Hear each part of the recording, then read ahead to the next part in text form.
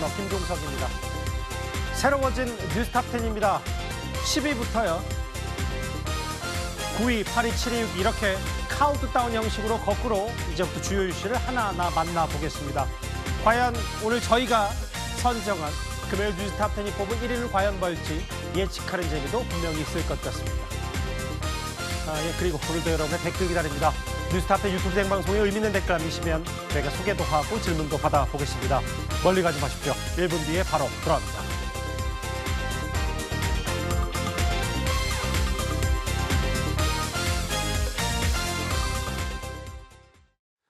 바로 10위부터 출발을 해보도록 하겠습니다.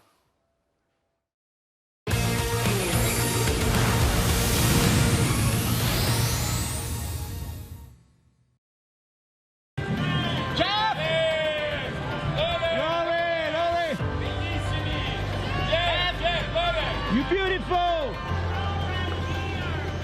Hi Lauren, you beautiful, you amazing. How do you like Venice? Congratulations. Congratulations.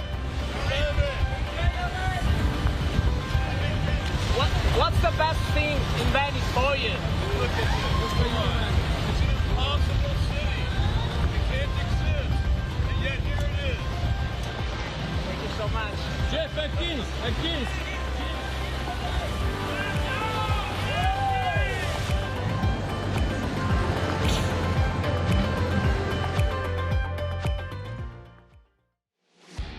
세계적인 관광지 이탈리아 베네치아는 저 결혼식으로 온통 도배가 되고 있습니다. 결혼식 시작 전부터 말도 많고 탈도 많았던 아마존의 창업자 제프 베이조스가 이탈리아 베네치아에서 지금 초호화 결혼식을 열고 있습니다.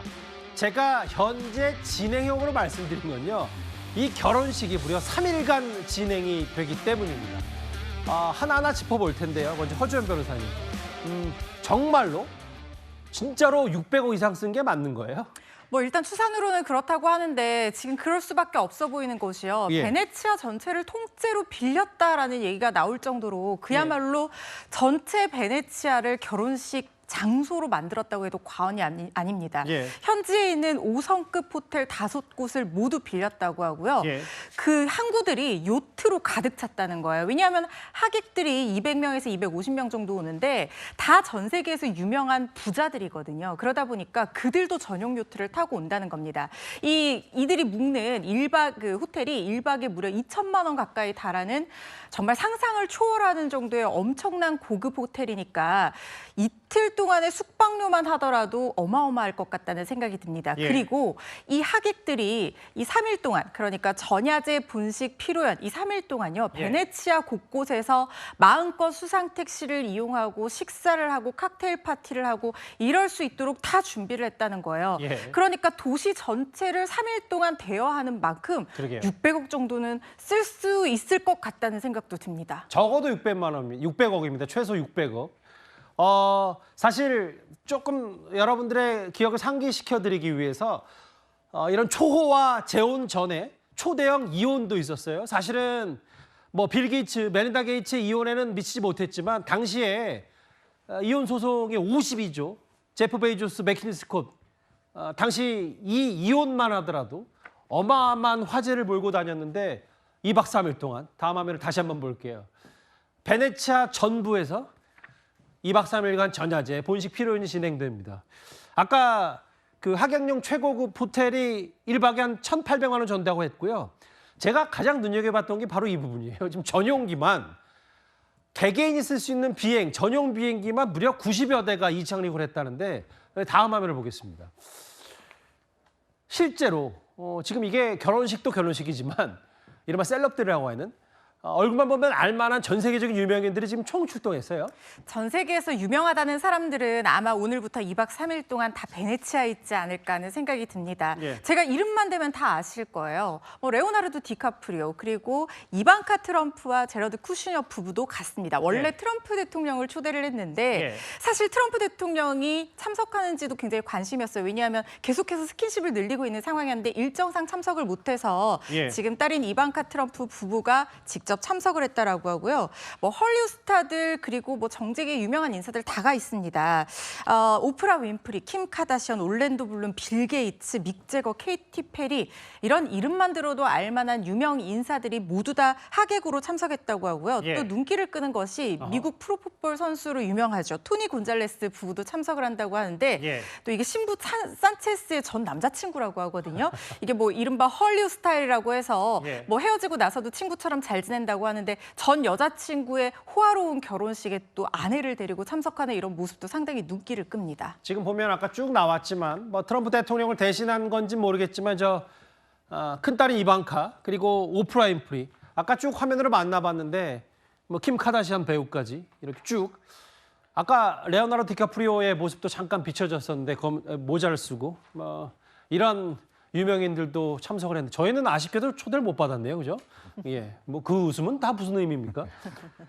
이렇게 셀럽들이 총출동했고 그러면 이게 실제로 유명 관광지인 베네치아 경제에 오늘 얼마나 영향을 미칠지요? 부장님. 네. 이게 적어도 600만을 들이긴 했지만 이게 사실은 결혼식 전부터 좀 탈도 있고 현재 좀 비판하는 목소리 때문에 베이조스가 좀 돈을 좀 낸 모양이더라고요. 그렇습니다. 지금까지 알려진 바로는 약 300만 달러의 그 베네치아 유산 보호 기금을 지금 제공을 했다라고 예. 하고요. 지금 뭐 세계적인 셀럽들이 이 3일 동안 치러지는 이 결혼식에 참석할 때에도 이 축의금 대신에 이 베네치아를 위해서 기부해달라 이렇게 요청을 했다라고 합니다. 예. 그런데 이 3일 동안 이 그 베네치아에서 이 관광객들을 대상으로 이 장사를 하는 소상공인이나 자영업자들의 경우에는 약간의 피해가 있을 수밖에 없을 것으로 보입니다. 예. 왜냐하면 대다수의 이 셀럽들은 이 특급 호텔에 머물고 특급 그 음식점에서만 이 취식을 할 가능성이 크기 때문에 그런데요. 예. 다만 단기적으로는 베네치아 이 자영업자들에게 손해가 될 수 있지만 장기적으로 보면 전 세계에 볼거리를 제공함으로써 더 많은 관광객들이 앞으로 베네치아를 방문할 가능성이 크기 때문에 예. 단기간으로는 손해지만 장기적으로는 베네치아 이 소상공인들에게도 이 크게 도움이 되지 않을까 이렇게 생각이 됩니다. 실제로 저 결혼식을 반대하는 저런 플랜카드 시위까지 있었고요. 원래는 기존에 이 지역에서 결혼식을 하려고 했지만 베네치아 유산보호 등 기부해달라 여러 가지 좀 그 현장 시민단체들의 반발이 있으니까 이 장소로 변경을 할 정도로 지금 베네치아 의회에 기부금까지 전달한 베이조스예요. 아까 제가 잠깐 언급했다시피 트럼프의 큰딸 이방카도 참석을 했어요. 최근에 트럼프 대통령과 일론 머스크의 관계가 예전만 같지 못하다라는 미국 현지 언론의 보도가 많이 나왔는데 한때 머스크와 베이조스는 전 세계 재산 순위 1위를 놓고 엎치락 뒤치락하기도 했었습니다. My friends who want to move to Mars, I say, I have an idea for you. Why don't you first, for a year, move to the top of Mount Everest? Because the top of Mount Everest is a garden paradise compared to Mars. I think he should put more of his energy into getting to orbit than lawsuits. You cannot sue your way to the moon. Okay. 과거에 머스크와 베이조스 설전을 벌인 적도 한 4년 전 우주 개발을 두고 있었는데 허준 변호사님. 머스크와 트럼프 대통령 관계가 예전만 못하니까 그 틈을 베이조스가 파고들고 그렇게 해서 이번에 또 전 세계적으로 본인의 결혼식도 대대적으로 광고를 하고요. 결혼도 하고 사업도 더 번창하고 이런 일석이조 효과들을 많은 분석들을 하더라고요. 그렇습니다. 아무래도 부자이지만 사업으로 이렇게 막대한 부를 축적한 만큼 자신의 모든 행보를 사업 기회로 또 연결시키려는 노력도 하고 있다는 생각이 듭니다. 사실 머스크와 이 트럼프의 관계가 악화될 때 조용히 웃는 사람이 베이조스다 이런 얘기가 나왔었어요. 왜냐하면 머스크의 스페이스X와 베이조스가 창업한 블루 오리진이 우주 관광을 두고 상당히 경쟁을 벌여왔거든요. 아직까지 스페이스X의 어떤 정부와의 미 정부와의 계약 규모를 블루 오리진이 따라잡지는 못했지만 예. 블루 오리진이 지금 중궤도 우주 관광 비행을 실제로 하고 있단 말이죠. 그런데 머스크가 스페이스X를 통해서 이것보다 더 넘어서 달까지 사람 보내고 국제우주정거장까지 사람 보내겠다. 지금 이렇게 해서 트럼프 정부와 밀월 관계를 형성하면서 계속 같이 협력을 해왔던 것 아닙니까? 예. 그런데 머스크와 지금 트럼프 정부가 관계가 좋아지지 않으니까 베이조스 측에서 올해, 그러니까 6월 들어서만 트럼프 대통령과 2차례 단독 통화를 했다라는 얘기가 나오고 있고 예. 블루오리진 경영진들이 직접 백악관으로 가서 임기 내 유인 달 탐사 추진하기 위해서 계약을 좀 늘려달라 이런 요청까지 했다는 보도가 나왔거든요. 예. 이번에 트럼프 대통령을 초대하고 이방카 트럼프 부부가 간 것도 이런 어떤 관계 저변의 확대의 연장선상이 아닌가 하는 생각이 들어서요. 예. 앞으로 머스크와 베이조스의 관계 그리고 미 트럼프 정부가 어떤 민간 업체를 통해서 우주 탐사 계획을 실현시키는지 이런 것들도 관전 포인트가 될 것 같습니다. 결혼식은 이제 시작이에요. 저게 이제 결혼식 전 필요연진이고 이제 시작이니까 아마 전 세계적으로 이 베이조스의 결혼식 2박 3일 동안 거의 생중계되다시피 할 것 같습니다. 하객이 누가 왔는지 초대형 결혼식 624억의 결혼식 얘기까지 저희가 준비한 10위였습니다. 다음 주제는 9위입니다.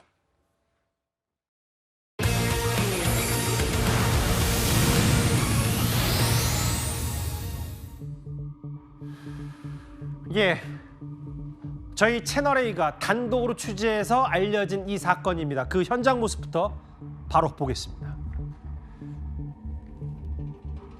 한 편의점인데 저렇게 중학생들이 뭐 보통처럼 들어옵니다. 그런데 편의점 앞에서 잠시 모여서 얘기를 나누는 듯 하더니 다시 몇몇이 편의점으로 향합니다. 저기 보면요, 한 명은 입구에서 망을 보는 듯 주변을 좀 살피고 나머지 2명이 편의점 안으로 저렇게 들어가는데 편의점 주인이 잠시 자리를 비운 틈을 타서 지갑에서 현금을 훔쳐 달아나고 점주가 따라가니까 다른 한 명이 또 시선을 돌리는 이런 공모 현장을 CCTV에 고스란히 포착을 했습니다. 허주연 변호사님. 편의점을 턴 중학생 5인조인데 저희가 표현을 5인조로 한 이유는 상당히 이 범행을 저지르는 이 정황들이 조직적이었습니다. 그게 상당히 충격적일 정도입니다. 왜냐하면 14살들이 다들 넘었다고는 하지만 아직 10대 중반의 어린 학생들인데 마치 성인 조직 범죄자들이 하는 것과 유사하게 각각 역할을 분담하고 계획적으로 범행을 시도했습니다. 제가 굉장히 더 놀랐던 부분은 뭐냐면요. 한 명이 망을 보고 한 명이 뭐 점주가 뭐 물건 창고에 들어간 사이라든가 아니면은 종업원과 대화를 시도하면서 다른 한 명이 물건을 훔치고 이것도 충격적이지만 예. 수상함을 느낀 점주가 따라가려고 하니까 다른 한 명이 나서서 껌 진열이 어디 되어 있냐라고 물으면서 못 따라가도록 그것까지 유인을 했다라는 거예요. 예. 그러니까 이들이 범행이 너무나 대담하다는 생각이 들고 예. 어린 학생들이 저지르기에는 진짜 이 수법 자체가 굉장히 치밀하다라는 생각이 드는데요. 예. 14살 미만이라면 촉법소년이어서 아마 이 부분은 형사처벌 대상은 되지 않겠지만 이 범행을 저지른 5명 모두가 14살이 넘었다고 합니다. 그래서 지금 구속영장 신청까지 검토 중인 상황이라고 하는데 소년법의 처분을 받을 수도 있겠지만 성인과 동일하게 형사처벌 대상이 될 가능성이 상당히 높아 보이거든요.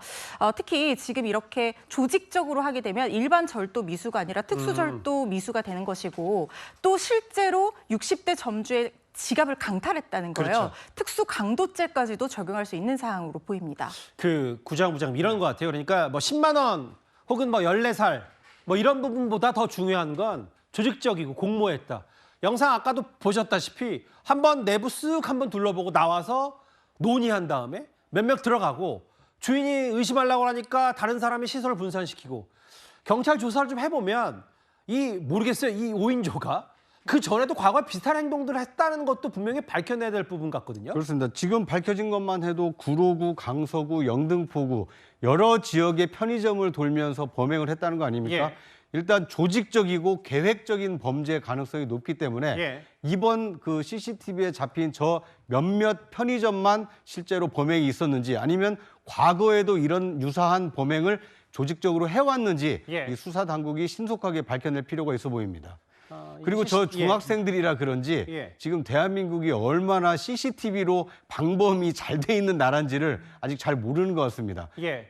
어떤 범죄가 일어나면 범죄 현장을 주변에 있는 CCTV를 수사당국이 다 수거해서 맞아요. 범죄의 모의에서부터 진행 과정 그리고 도주하는 과정까지 예. CCTV를 통해서 충분히 밝혀낼 수 있기 때문에 앞으로 이런 유사 범죄는 이 꿈도 꾸지 말아야 되지 않을까 하는 생각이 듭니다. 저기 보니까 이제 남녀 중학생들이 혼재가 돼 있는데 얼마나 다른 편의점에서도 비슷한 범행을 이미 저질렀는데 발각이 안 된 건지 이런 부분도 좀 따져봐야 될 것 같아요.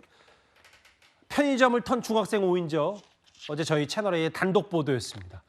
다음 주제는 당연히 파리가 준비되어 있습니다.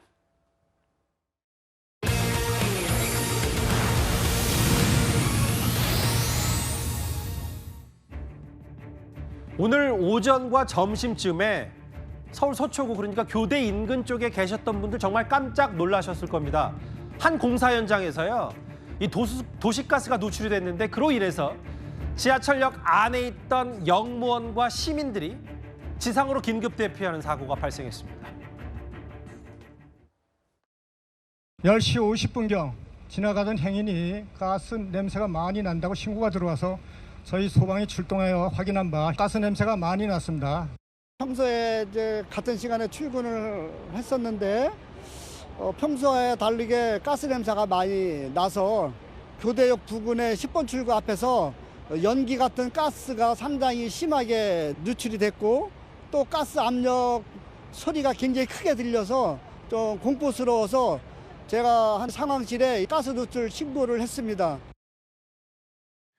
3호선 교대역입니다. 여기가 10번, 11번 출구 인근인데 그 교대역 11번 출구 인근에서 여기 보면 신축 빌딩 공사가 한창이었던 모양이에요. 그런데 여기 굴착기, 이 포크레인이 이 도시가스 배관을 건드리면서 이렇게 가스가 누출된 겁니다. 이 누출 때까지만 해도 이제 영상으로 만나보겠지만 육안으로 누출되는 게 보입니다. 네, 가스 연기가 꽉 찼다라고 합니다. 그리고 냄새가 심하게 나서 사실 저희 사무실도 저기 근처거든요. 근데 저희 직원들이 사무실 안에 있는데도 연기 냄새가 매캐하고 눈이 따갑다 이렇게 얘기를 해서 예. 그 주변에 있는 사무실들이 다 일찍 퇴근을 했다는 거예요. 그리고 심지어 예. 지하철 역사 안에서 사람들이 소리를 지르면서 영무원들이 빨리 나가라, 대피하라 이렇게 소리를 질러서 혼비백산에서 모두가 대피를 했다는 겁니다. 양방향 교통이 다 통제가 돼서 그 지하철을 타고 이동하려는 사람들이 택시를 불렀는데 예. 통제가 되니까 들어오지를 못하는 거예요. 그래서 지하철도 안 되고 택시도 안 되니까 버스를 타고 겨우 그 지역을 벗어날 수 있었다고 하는데 예. 문제는 버스도 사람들이 너무 몰리다 보니까 정말 출근길 버스보다 더 꽉 차서 이동이 쉽지가 않았다고 합니다. 예. 그야말로 아수라장이 벌어졌던 것으로 보이고 지금 이 가스 누출이 돼서 사고가 일어났는데 그나마 다행인 것은 인명피해는 크게 없었어요. 다만 영무원 2명이 연기를 마셔서 병원으로 이송이 됐다라고 하는데 4시간 만에 가스가 다 배출이 됐다고는 하지만 얼마 전에 5호선 그 살인 미수 사건이 난 지 얼마 안 됐었잖아요. 시민들이 더 큰 공포감을 느꼈을 거라는 생각 듭니다. 지하철에서 뭐 영문도 모르고 올라오신 분들도 있으니까. 근데 허 변호사님, 저거 아까 육안으로 그렇게 엄청나게 자주 잘 보이진 않지만 가스까지 올라오는 영상을 봤을 때 글쎄요, 뭐 상상하기도 싫고 일어나서는 안 되겠지만 만약에 저기서 인화성 물질이라도 이제 같이 있었으면 정말 큰 사고와 참사로 이어질 뻔했어요. 그렇죠. 왜냐하면 지금 연기가 나서 저렇게 이 도로에서 이렇게 퍼졌다라고 하면 빨리 뭔가 환기가 될 수는 있겠지만 그렇다라고 하더라도 누군가 무심코 라이터를 켠다라든가 뭐 그런 어떤 행동을 한다라고 하면 이게 자칫 대형 참사로 이어질 뻔한 아찔한 순간이었어요. 특히 도로뿐만 아니라 지하철 역사 안으로도 연기가 다 새어 들어갔기 때문에 예. 지하철 역사 안에서 혹시라도 상상하기 싫은 무슨 일이라도 있었다라고 하면 예. 그야말로 엄청난 폭발이나 대형 참사로 이어질 수도 있었거든요. 이 정도에서 수습이 된 것이 그나마 다행이라는 생각이 듭니다. 저게 지금 메탄이 유출이 됐고 전문가들은 이게 인체에는 무해하다고 하긴 하는데 지금 현장에 취재 갔던 기자들도 그렇고 여러 보도들을 제가 방송 전에 체크해 보니까 좀 속이 울렁거리고 답답하다는 시민들이 좀 제법 있는 것 같더라고요. 그렇습니다. 저 도시가스의 주성분은 이제 메탄 성분이기 때문에 이른바 이제 메탄가스라고도 불리는데요. 예. 이 공기 100을 기준으로 놓고 봤을 때 14% 이상 흡입을 하게 되면 이 두통을 느끼게 되고 만약 공기 중 절반 가까이가 메탄가스일 경우에는 심한 두통 그리고 이 호흡곤란까지 느낄 가능성이 크다라고 합니다. 그러니까 이 메탄가스를 흡입했을 때는 이 신선한 공기를 마실 수 있는 이 안전한 곳으로 대피하는 것이 중요했을 것 같고요. 이번 사고가 아찔했던 것은 지하철 역사로 그 메탄가스가 유입이 됐기 때문에 밑에로요. 그렇습니다. 지하의 경우에는 이 공기 유입이 원활하지 않기 때문에 예. 밀폐된 공간에 가스가 가득 차 있을 경우에는 인화물질이 있을 경우에는 화재 위험도 있었고 예. 또 밀폐 공간에 오래 있다 보면 그곳에 있는 분들이 이 메탄가스를 계속 흡입할 수밖에 없었기 때문에 예. 굉장히 좀 아찔한 상황이 아니었나 하는 생각이 듭니다. 글쎄요, 진짜로 허주현 변호사 말씀처럼 최근에 정확히는 이제 지난달 말에 5호선 지하철 방화 사건도 있었고 여러분들이 많은 걱정들을 하고 있는 와중에 이제 이런 가스 누출 사고가 있었기 때문에 오늘 그 교대역 인근에 계셨던 분들 가슴을 많이 쓸어내셨을 것 같습니다. 8위까지 만나봤습니다. 중간 정리를 좀 해볼까요? 12구위 8위, 이탈리아 베네치아를 잠깐 다녀왔다면 5인조 중학생의 편의점 털이, 그리고 8위, 오늘 굴착기가 건드린 가스 누출까지 하나하나 만나봤습니다. 바로 그러면 저희가 준비한 7위로 가보겠습니다.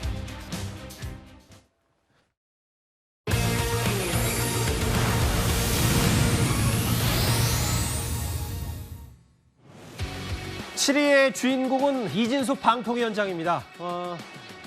최근에 이재명 대통령이 주재한 국무회의에서 윤석열 정부에서 임명된 사람 가운데 가장 눈에 띄었죠. 이진숙 방통위원장이 대통령 면전에서 수차례 임기를 보장해달라, 채우게해달라고 요구하면서 민주당의 많은 공격을 최근에 받고 있습니다. 오늘 이진숙 방통위원장이 과방위에 출석을 했는데 이런 장면부터 연출됐습니다. 현재 방통위는 대수술을 하지 않으면 방송 정책을 집행할 수 없으며 지능 규제 아무것도 못할 만큼 망가졌다고 생각합니다. 그리고 이 생각은 적어도 민주당 과방위원 그리고 민주당 의원들 다수의 생각과 동일합니다. 저는 동의하지 않습니다. 제가 지금 이진숙 위원장한테 동의 여부 물어봤습니까?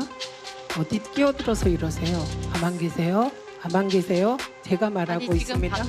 내가 말하고 있습니다. 끼어들지 마세요. 질문한 거 아닙니다. 아주 모욕적으로 말씀을 하셨기 때문에 제가 말씀. 그 모욕은 이진숙 위원장이 자초한 겁니다. 끼어들지 마시라고요. 제가 답변. 끼어들지 마시라고요. 왜 끼어들지 마시라고요. 왜 말씀하십니까? 끼어들지 마시라고요. 저도 할 말이 있습니다. 끼어들지 마시라고요. 저도 저의 끼어들지 답을 마시라고요. 할 권리가 있습니다. 권리 없습니다. 끼어들지 마시라고요. 저에게 불법 지금 이 10분은 하기 때문에 황정화 의원에게 주어진 10분입니다. 그리고 제가 답변하려고 그러면 제가 답을 할 시간을 주지 않기 때문에 할 수밖에 없습니다. 저희가 이거 반복 재생한 거 아니에요. 가감 없이 오늘 오후 4시부터 시작된 과방위 전체회의의 모습, 과방위원장인 최민희 의원과 이진숙 방통위원장의 설전, 이 설전이라기보다는 끼어들지 마세요라는 표현을요, 이현정 의원님. 네. 최민희 과방위원장이 무려 7번이나 이진숙 방통위원장이 했더라고요. 최민희와 이진숙의 전쟁인가요? 참 이 과방위의 모습을 보면 참 대한민국 정치의 아주 나쁜 면모들을 노골적으로 볼 수 있는 장면이 바로 이 과방위인 것 같습니다. 자, 최민희 위원장 같은 경우는 예전에 방통위원으로 신청이 됐다가 당시 윤석열 대통령이 임명을 안 한 그런 전례가 있습니다. 예전에 방송 관련된 그런 업종에 관련된 이게 할 수 없는 그런 어떤 이 회사에 직정했다는 이유로 임명이 되지 않았죠. 그러다 장기간 공석이었다가 결국 본인은 국회의원 출마해서 국회의원이 됐고 지금 이제 과방위원장이 돼 있습니다. 또 이진숙 위원장 같은 경우도 보면 탄핵 심판까지 했다가 결국은 살아왔지 않습니까? 그러니까 두 분 다 참 이쪽 분야에서는 쟁쟁한 어떤 면에서 보면 좀 전사 같은 그런 느낌인데 오늘 정면으로 부딪힌 것 같습니다. 이미 지난 국무회의에서 이진숙 위원장이 이재명 대통령에게 임기를 지키게 해달라라는 이야기를 했고 또 이제 방통위의 업무에 대한 어떤 이 법 개정이라든지 이런 데서 비판적인 이야기를 했고 이에 대해서 최민희 위원장 같은 경우는 내구조가 이상하다라는 이야기를 한 바 있지 않습니까? 그러다가 오늘 이제 정면으로 이제 부딪힌 거 아니겠습니까?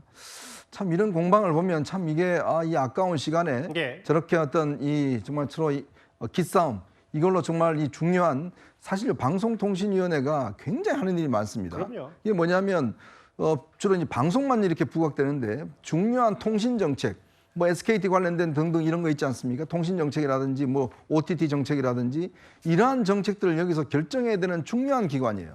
자, 자, 그럼에도 불구하고 맨날 이렇게 지금 싸움만 벌이고 있으니 정말 우리나라 방송통신 정책이 어디로 흘러갈지 모르겠습니다. 예. 정말 참 이 최민희와 이진숙 두 사람의 어떤 경쟁 정말 국민들 입장에서는 더 이상 보고 싶지 않은 것 같습니다. 그 영상을 보다 보면 숨 막혀서 제대로 내용 파악이 안 되신 분들도 있을 것 같아서 제가 한번 볼게요.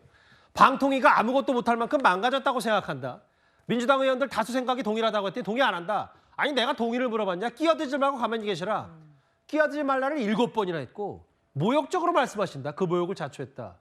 그 최민희 의원 얘기는요, 장현주 변호사님. 네. 그 방통위가 망가질 대로 망가졌기 때문에 그만둬야 된다는 건지 아니면 새 정부가 들어왔으니까 새 인물이 돼야 된다는 건지 어떤 게 더 무게가 있는 겁니까? 일단 방통위가 지금 망가져 있다라는 부분에 대해서는 뭐 민주당 의원들뿐만 아니라 저는 많은 국민들이 공감하실 거라고 생각합니다. 예. 그리고 그 과정에서는 당연히 이진숙 방통위원장에게 많은 책임이 있다라고 저는 생각하는데요. 특히 합의제로 구성되어 있는 방통위를 2인 체제로 2인 의결을 강행해 왔기 때문에 여러 가지 혼란 자초한 부분은 분명히 있다라고 생각합니다. 그럼에도 뭔가 지금 상황에 대해서 책임지는 자세가 아니라 국회에 와서 방통위에 와서 위원장이 묻지도 않았는데 굳이 끼어들어서 동의하지 않는다라는 발언을 반복했어야 했는지 이런 부분에 대해서는 사실상 국민들이 보시기에도 눈살 찌푸리는 모습이었다라는 생각이 들거든요. 예. 뭐 최민희 의원과 그리고 뭐 이진숙 방통위원장 간의 저는 좀 대결 양상들이 여러 번 반복된 바는 있지만 사실 최민희 의원은 저 자리에 과방위 위원장으로 있는 것이지 개인 의원으로 있는 것은 아니거든요. 위원장으로서 당연히 회의를 진행해야 되고 그 과정에서 나올 수 있는 부분에 대해서 너무 이진숙 방통위원장이 조금은 꼿꼿한 자세로 임하고 있는 것이 아닌가. 국민 앞에 본인이 지금 방통위의 지금 현실에 대해서 어느 정도 책임감 있는 모습을 보여줘야 되는 것 아닌가라는 아쉬움이 많이 남습니다. 그러면서 이제 스스로 좀 자리에서 물러나야 되지 않냐라는 취지를 그 최민희 위원장이 이제 이진숙 방통위원장에게 얘기했는데 아까 뭐 끼어들지 마세요. 난 말할 권리 있다 이런 논쟁을 떠나서요. 사실 두 사람의 신경전은 청문회 때부터 시작된 거는 다들 기억하실 겁니다. 양심에 따라 사실 그대로 말하는 것이 맹세입니다. 저기요, 이진숙 내정자 인사하시죠. 제가 인사하려고 했는데 인사를 안 하고 돌아셔서 가시니까 벌 좀 하잖아요.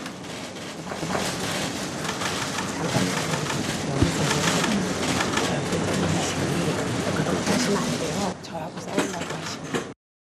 사내에서 일어난 일에 정치보복이라는 단어를 쓰는 것은 후보자의 뇌구조에 문제가 있다고 저는 생각합니다. 이상. 그러니까 저의 뇌구조에 대해서 말씀하신 부분에 대해서 사과를 원합니다. 왜요? 뇌구조가 이상하다고 생각한다는 게 뇌구조가 이상하다는 게 어떤 뜻이죠? 있고요. 저의 뇌구조에 하시고요. 어떤 이상이 있습니까? 저의 뇌구조에 어떤 이상이 있습니까? 두 사람의 공방 사실 하이라이트만 모아놔도 꽤 많은 영상들이 있을 것 같은데 핵심은 이거였죠. 이진숙 방통위원장이 최근 국무회의에서 대통령과 방통위원장 임기 맞춰야 된다고 건의했는데 대통령은 즉답하지는 않았거든요. 아까 끼어들지 말라는 신경전 말고도 최민희 위원장이 뭐라고 얘기를 했냐면 이런 얘기를 했어요. 윤석열 전 대통령 따라서 물러나면 임기가 맞춰진다 자연스럽게. 그러면서 새 정부는 새 사람과 하는 게 소신과 맞다. 근데 이제 이런 부분 있잖아요. 뭐 저 말의 취지가 뭐 잘못됐다는 게 아니라 구자무자입니다. 네. 어쨌든 지난 정부에서도 한상혁 방통위원장 임기를 두고 당시 윤석열 전 대통령과 야당 대표 이재명 대통령도 공방이 있었는데 최민희 위원장의 저런 압박이 과연 뭐 옳으냐 그르냐 이런 부분의 논쟁도 있을 거예요. 네.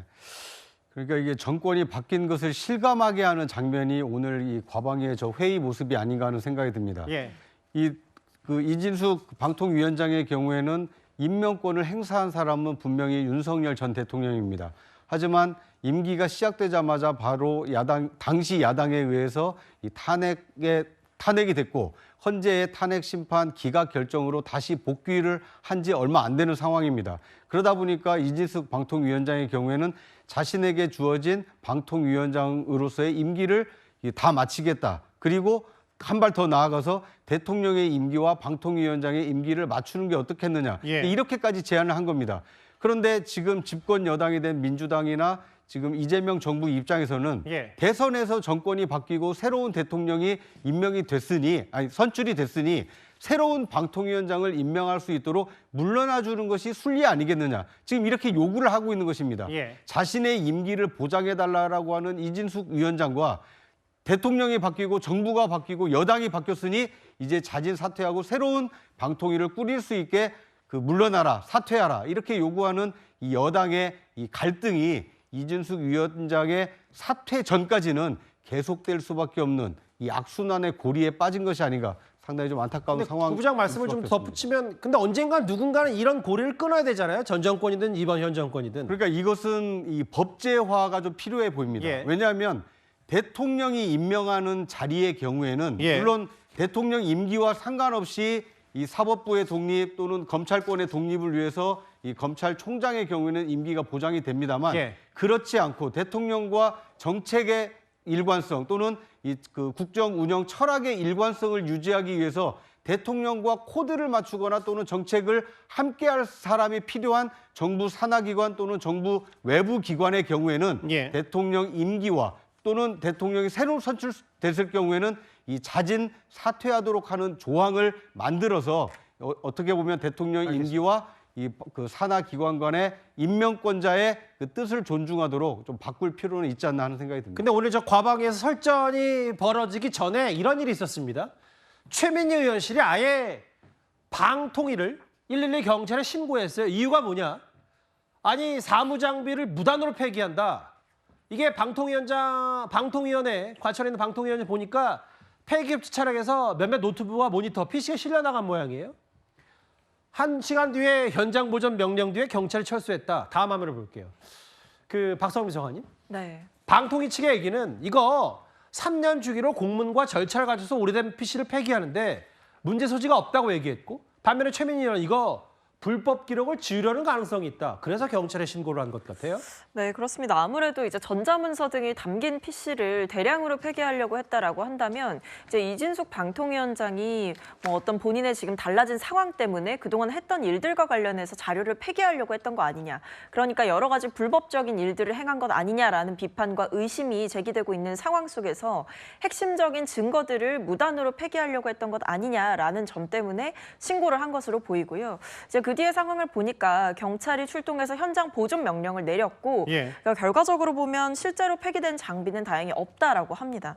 그 외에도 이제 경찰 측에서는 향후 고소고발이 접수될 때에는 어떤 불법적인 행위의 소지가 있는지를 추가적으로 조사할 방침이다라고 밝힌 만큼 좀 이유를 주목해봐야 될 것 같은데 어쨌든 최민희 의원실 측에서는 이런 방통위의 행위가 좀 수상쩍고 미심쩍다 이런 생각을 할 수밖에 없었던 상황이 아니었나 싶습니다. 이진숙, 최민희 두 사람의 설전이 아직도 저희 영상 귓가에 맴도는 것 같아요. 7위까지 만나봤습니다. 끼어들지 말라. 난 말할 권리 있다. 오늘 과방위 모습이었습니다.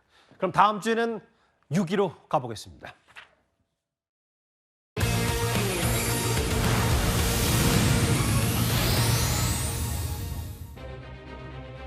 이 대장동 의혹이 불거진 게 벌써 4년 전입니다.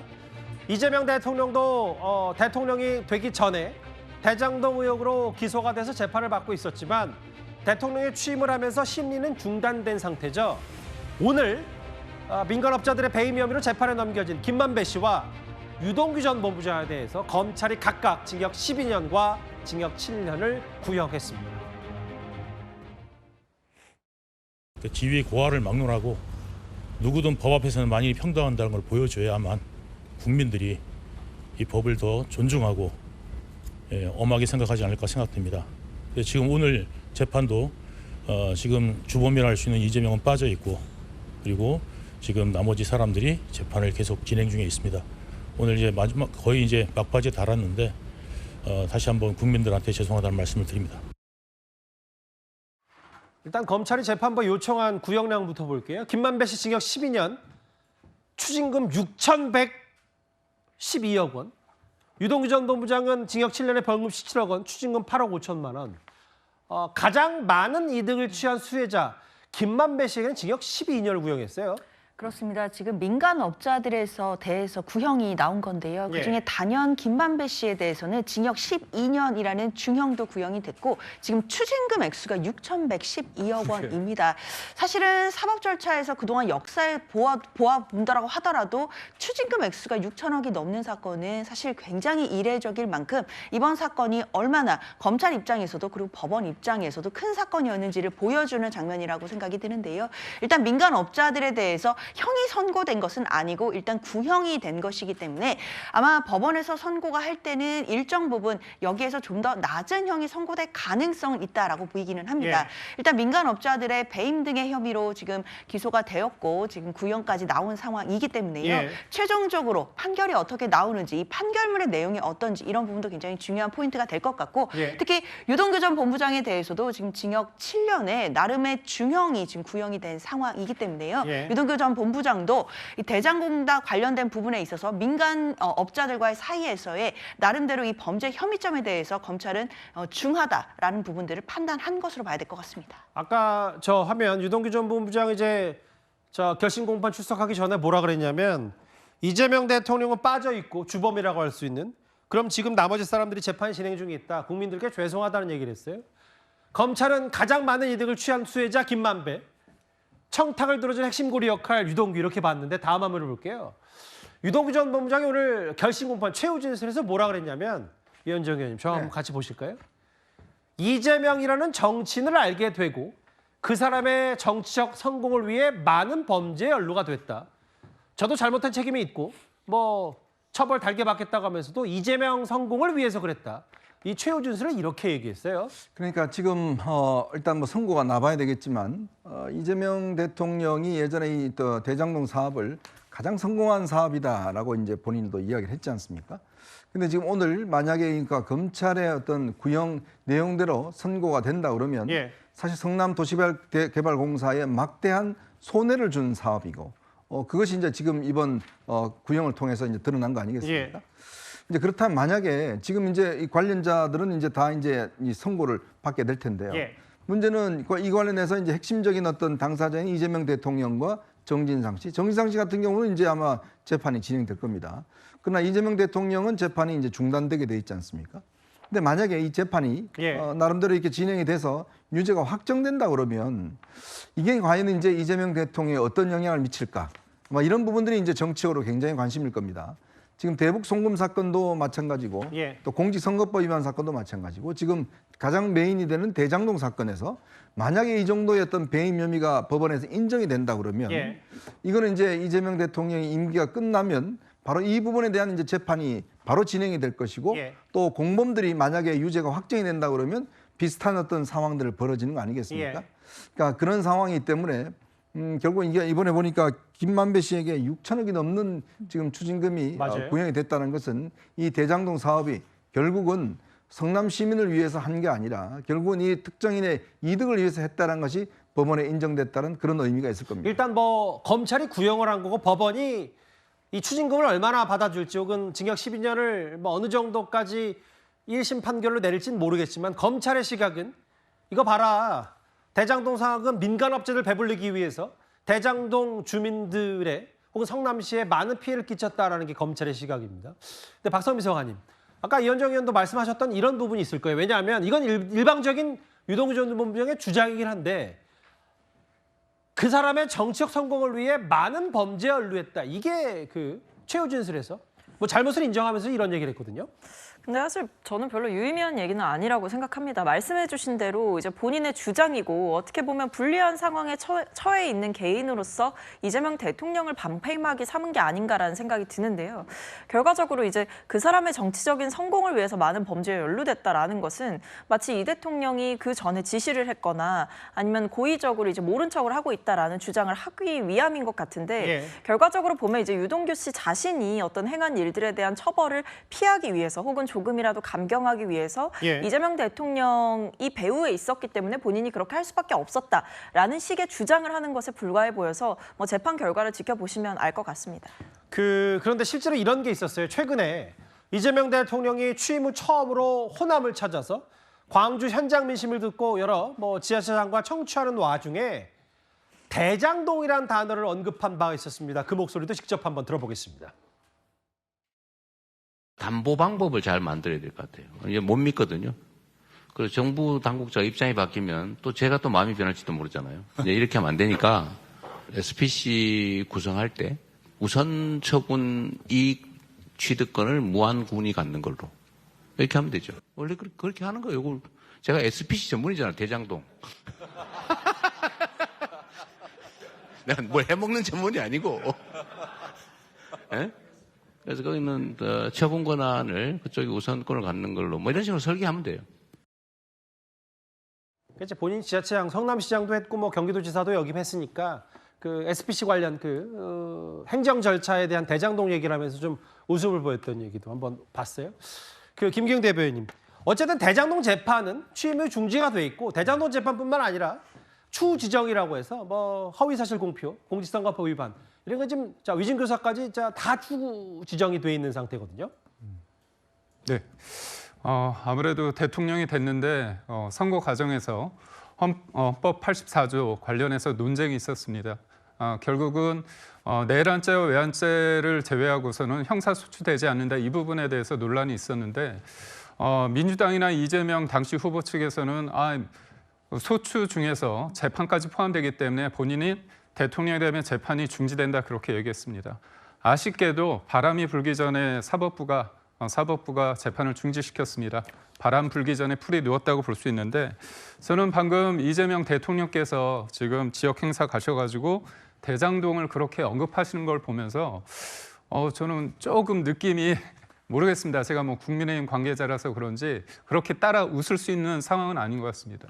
선거 과정 속에서 당시 이재명 후보가 이런 얘기를 했습니다. 나와 내 주변은 부정부패와 무관하다 이렇게 말씀을 하셨는데 저와 국민들의 기억은 다릅니다. 그 최측근이라고 할 수 있는 정진상, 김용, 김인석, 그다음에 이화영 이분들이 어떻습니까? 이른바 돈 문제, 뇌물죄나 정치 자금법 등으로 구속되거나 재판 중이거나 아니면 최종 유죄로 확정 판결을 받은 부분이 있습니다. 그래서 대통령이 됐다고 해서 재판은 중지되는 부분에 대해서 아쉬움은 있지만 있던 죄가 없어지는 건 아니라고 저는 그렇게 봅니다.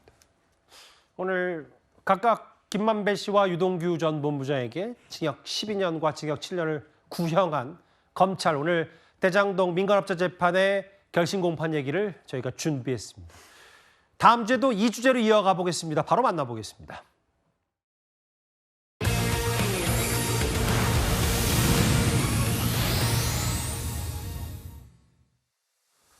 (5위가) 나왔습니다. 이재명 대통령도 있고요. 김용태 비대위원장도 있는데요. 알려지기로는 여당은 이르면 월요일, 다음 주 월요일에 김민석 총리 후보자 인준을 강행할 것 같습니다. 그런데 이 김용태 비대위원장이 이 사진은 지난 주말이었습니다. 이재명 대통령과 오찬 당시에 김민석 총리 후보자에 대한 문제 제기를 그때도 했다고 전해지죠. 그런데 대통령으로부터 이런 답이 돌아왔다. 김용태 비대위원장의 오늘 목소리 직접 한번 들어보겠습니다. 7가지 정도 좀 제언을 드리고 싶어서 정리를 좀 해왔습니다. 정권마다 되풀이되는 인사청문회 파행을 시정하기 위해서 합리적인 제도와 관행 마련이 시급합니다. 지난 오찬 과정에서는 김민석 총리 지명자와 관련된 여러 가지 도덕적 의혹과 자질에 대한 문제점에 대해 말씀드렸더니 젊은 비대위원장 털면 안 나올 것 같냐 이런 말씀을 하셨고 야당이 또 비대위원장이 국민들의 눈높이에서 이재명 정부가 잘 됐으면 하는 그런 고언을 드렸던 것이고 과거 저희 정부가 잘 못했던 점을 반복하지 말라는 그런 점에서 정말 진실되고 진정성 있는 조언을 드렸는데 대통령과 배석자의 그러한 태도에 좀 아쉽다라는 측면이 들고요. 이게 사실은 조금씩은 기사가 됐었다가 김용태 비대위원장이 본인 입으로 직접 얘기하면서 뒤늦게 알려진 얘기입니다. 이현정 의원님. 네. 이재명 대통령이 본인에게 그랬다는 거예요. 김민석 후보자 좀 문제 있지 않냐라고 말을 걸었더니 젊은 비대위원장을 털면 안 나올 것 같냐고 말을 했다. 어떻게 들으셨어요? 좀 저는 저 말만 들었을 때는 좀 섬뜩한 느낌이 들었어요. 우리가 보통 이제 뭐 일반적인 사람들이 저런 이야기를 하면 모르겠지만 대통령의 위치입니다. 즉 대통령의 위치는 권력이 막강하죠. 예. 권력이 있는 사람이 저런 이야기를 할 때는 아마 듣는 사람 입장에서는 마치 뭐 농담조의 이야기였다고 느낀다 하더라도 아마 간담이 선을 겁니다. 즉 털면 다 나온다. 이게 이제 범죄의 평범성 아니겠습니까? 너나 나나 다 똑같다. 털면 나온다. 그러니까 당신도 털릴 수 있으니까 조심해. 그러니까 너무 적극적으로 김민석 그 후보자에 대해서 너무 털지 마. 이런 의미로 이제 해석이 될 수가 있는 거거든요. 글쎄 과연 이게 적절한 이야기일까요?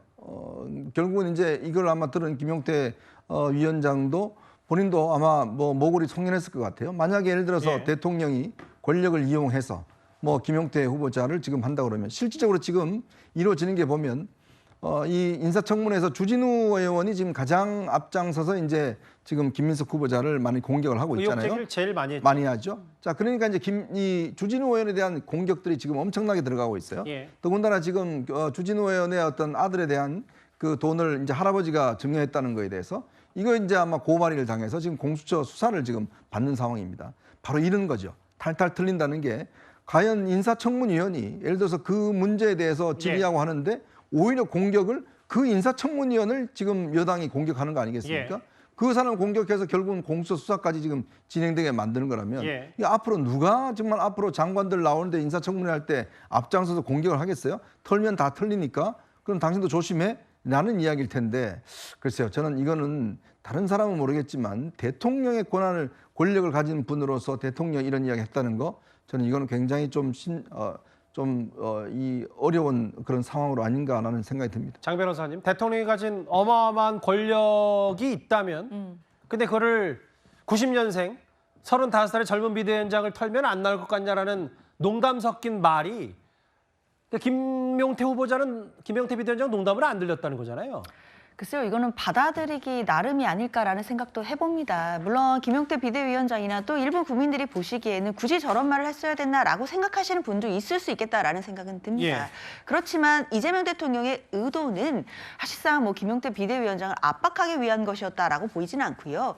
지금 현재 김민석 후보자를 향한 또 청문회 직전이었는데 그때는 뭐 청문회 과정이라든지 그리고 검증과 관련된 여러 가지 뭐 논란들이 계속되는 상황에서 나왔단 말이라는 점 이걸 좀 상기해 볼 필요가 있습니다.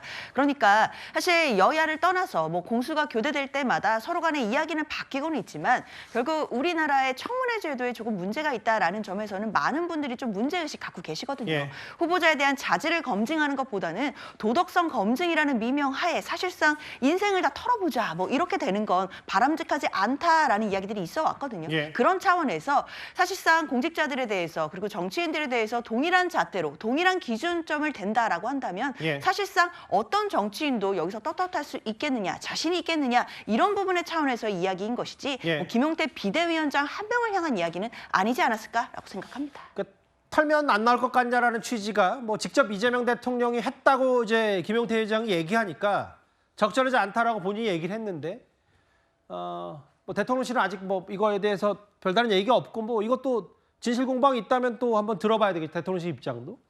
그런데 아까 이현정 의원 말씀처럼 의혹 제기를 한 스피커와 메신저를 공격하는 건 부적절하다. 근데 일단 청문회는 끝이 났거든요.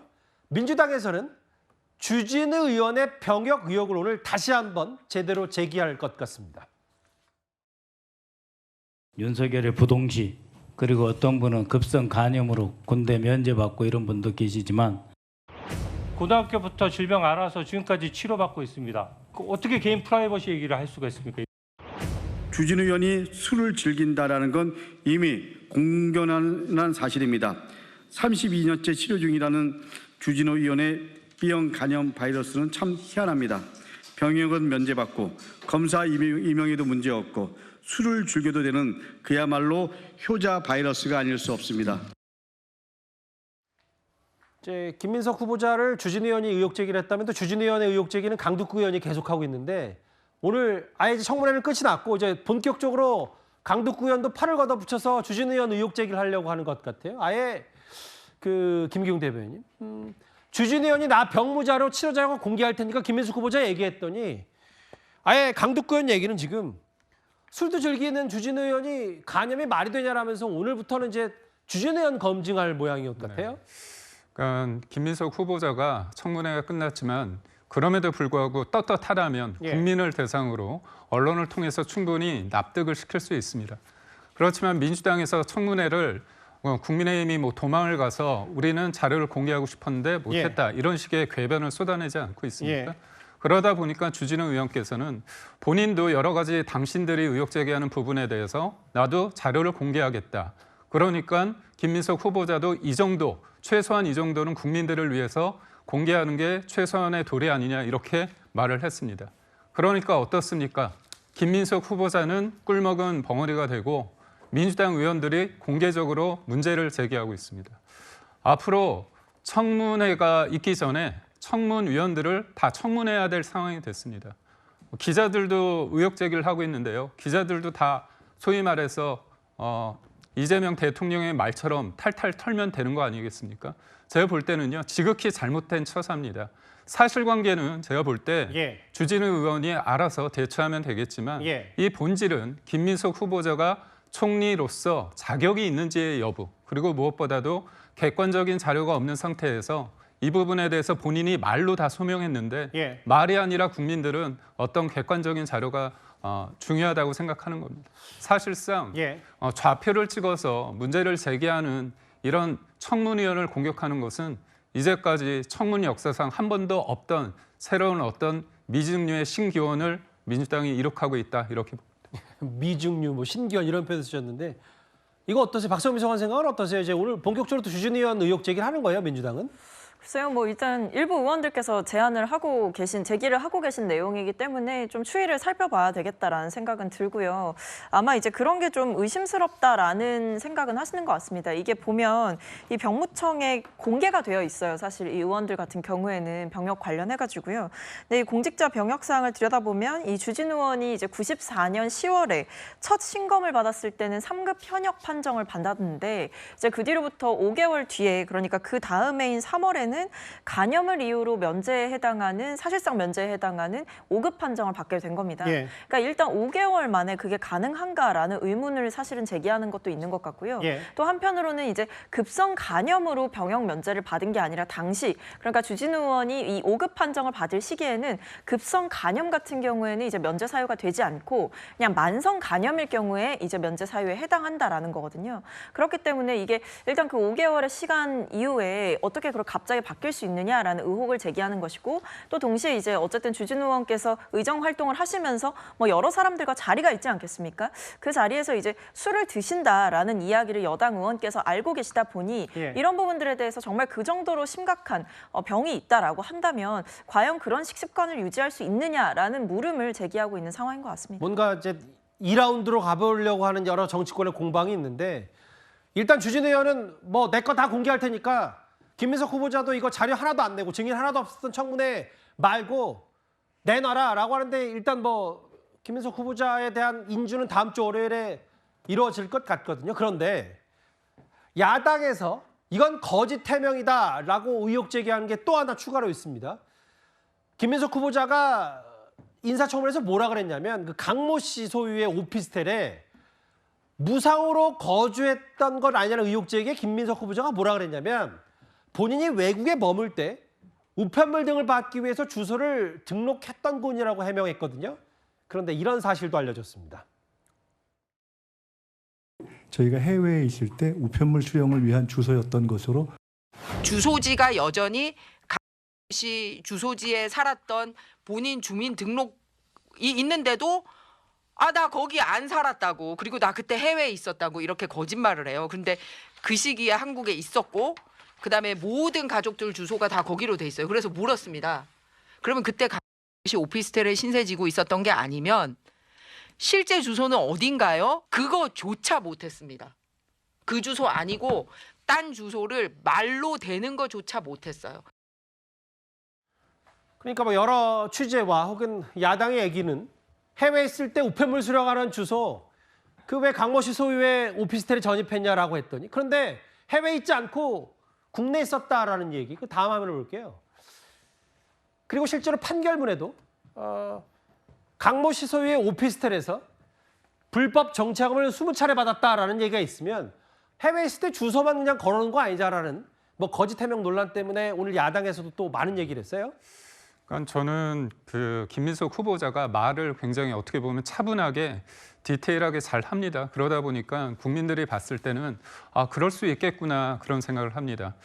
후원회장을 했던 이른바 스폰서 의혹을 받고 있는 강모 씨의 어떤 집에 오피스텔에 거주한 거 아니냐, 거기에서 일을 한 게 아니냐 그런 의혹 제기가 있을 수 있는데 어떻게 보면 너무 태연하게 그거는 우편물을 받기 위한 그냥 요식 행위였다. 큰 문제 아닌다. 나는 강신성 씨로부터 뭔가 혜택을 받은 게 없다. 이런 답변을 한 겁니다. 강모 씨요. 예. 그렇습니다. 근데 대법원 확정 판결에서 김민석 후보자는 불법 정치자금 혐의로 대법원 유죄 판단을 최종적으로 받았습니다. 거기에 등장하는 분이 강모 씨입니다. 그런데도 불구하고 거기에서 실제로 거주했다, 근무했다 그런 부분이 대법원 확정 판결에 나옵니다. 판결문에. 그런데도 불구하고 청문회 자리에서 야당 의원들이 청문위원들이 지적을 하자 그거는 우편물이다 이렇게 얘기를 하는 거잖아요. 그러니까 결국 어떤 사람이 숫자는 헷갈릴 수 있습니다. 하지만 몸이 어디에 가고 그게 하루 이틀도 아니고 장기간 거기에서 근무하고 거주하고 그랬다는 것들은 대법원 확정 판결에 있는데도 불구하고 이거를 거짓말을 했다는 거. 사실 돈 문제 관련해서 아들 문제 관련해서 아빠 찬스 여러 가지 문제가 있지만 가장 문제는 다른 것도 아니고 청문회장 국민들이 공직자의 어떤 도덕성을 판단할 그 청문회 자리에서 이렇게 거짓말을 했다는 이 자체 하나만으로도 석고대죄하고 저는 사퇴해야 된다. 거짓말로 드러났으니까 사퇴해야 된다. 그 장 변호사님. 뭐 주진우 의원과의 공방까지는 모르겠고 어쨌든 증인도 없고 자료도 없었기 때문에 저런 정황들이 드러났으면 김민석 후보자가 어쨌든 뭐 본인이 청문회 다 끝나고 국민 눈높이에 못 맞힌 대목은 송구하다를 했으면 저거는 추가로 좀 소명을 해야 되는 거 아닙니까? 국내에 없었다, 해외에 있었으니까 주소 걸어둔 게 아니라 국내에 있었다면 이건 추가로 설명을 좀 김민석 후보자 해야 되는 건 아닌가요? 글쎄요, 뭐 후보자가 이 부분에 대해서 어떻게 판단할지 그리고 입장이 나올지는 좀 지켜봐야 될 것 같다라는 생각은 드는데요. 저는 일단 만약에 이 얘기가 사실이다라고 하더라도 김민석 후보자가 거짓말을 할 고의가 있었는지 이 부분에 의문이 남습니다. 지금 국민의힘 측에서 주장하는 것처럼 이 내용들이 판결문에 다 담겨 있고 팩트 체크가 가능하다라는 것이라면 김민석 후보자가 사실상 이런 이야기를 청문회에서 해도 결국 판결문이나 이런 부분을 통해서 사실이 드러나게 될 일인데 굳이 이런 이야기를 했을 필요가 없겠다라는 생각도 들거든요. 그래서 김민석 후보자 입장에서는 아마 국민의힘이 주장하는 내용이 사실이라고 전제를 하더라도 이 부분에 대해서 뭐 허위로 말하고자 할 고의는 없었다라고 보이고요. 관련해서 아마 오래된 일이기 때문에 2007년, 2008년 이 정도의 일이기 때문에 아마 가볍게 생각하고 관련된 부분을 좀 착오해서 얘기를 했을 가능성도 있다라고 생각이 들거든요. 분명히 해외에서 유학했던 경험도 있고 그리고 그때는 또 주소지를 우편문을 받을 만한 장소가 필요하다라는 부분들은 또 명확한 부분들이 있기 때문에 그런 부분에서 착오가 있었을지는 모르겠지만 저는 국민의힘이 주장하는 이 내용들도 아마 후보자 본인이 아마 확인을 해보지 않을까라는 생각도 듭니다. 근데 판결문에 버젓이 나와 있고 자, 청문회를 준비하면서 본인이 이걸 안 살펴봤을까요? 당연히 살펴보겠죠. 가장 중요한 핵심적인 이슈 아니겠습니까? 후원자 강모 씨 관련해서. 그리고 또 이 배추 펀드라는 문제가 있잖아요. 그것도 판결문에는 전혀 다르게 나와 있어요. 그러니까 한두 가지가 아니라 지금 판결문에 버젓이 나와 있는 것을 가장 중요하게 이 인사청문회 쟁점이 될 만한 내용입니다. 자, 근데 그 당사자가 그 판결문을 안 읽어보고 나온다고요? 자기 판결문을? 뻔히 그냥 3심까지 다 했을 거 아니겠습니까? 알겠습니다. 근데 그걸 착각했다고요? 몰랐다고? 그리고 어떻게 해명이 됩니까? 일단은 다음 주 월요일에 아마 이르면 30일에 이제 민주당은 인준 절차를 밟을 수도 있으니까 여전히 정치권의 뜨거운 감자 인물은 김민석 후보자입니다. 그러면 다음 주제를 넘어가기 전에 한번 지금까지 어떤 인물들을 만나고 왔는지 점검을 해보겠습니다. 이진숙 방통위원장, 유동규 전 본부장 그리고 지금 저 자리에 김용태 비대위원장과 이재명 대통령이 나란히 서 있습니다만 5위는 김민석 후보자를 중심으로 한 논란거리였습니다. 그러면 이제 딱 네 가지 주제 남은 뉴스톱10 4위로 바로 가보겠습니다.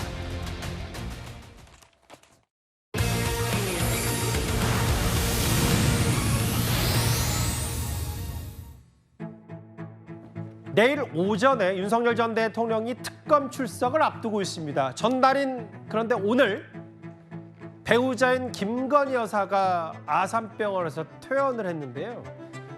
화면이 준비가 돼 있으면 한번 하나하나 좀 보겠습니다.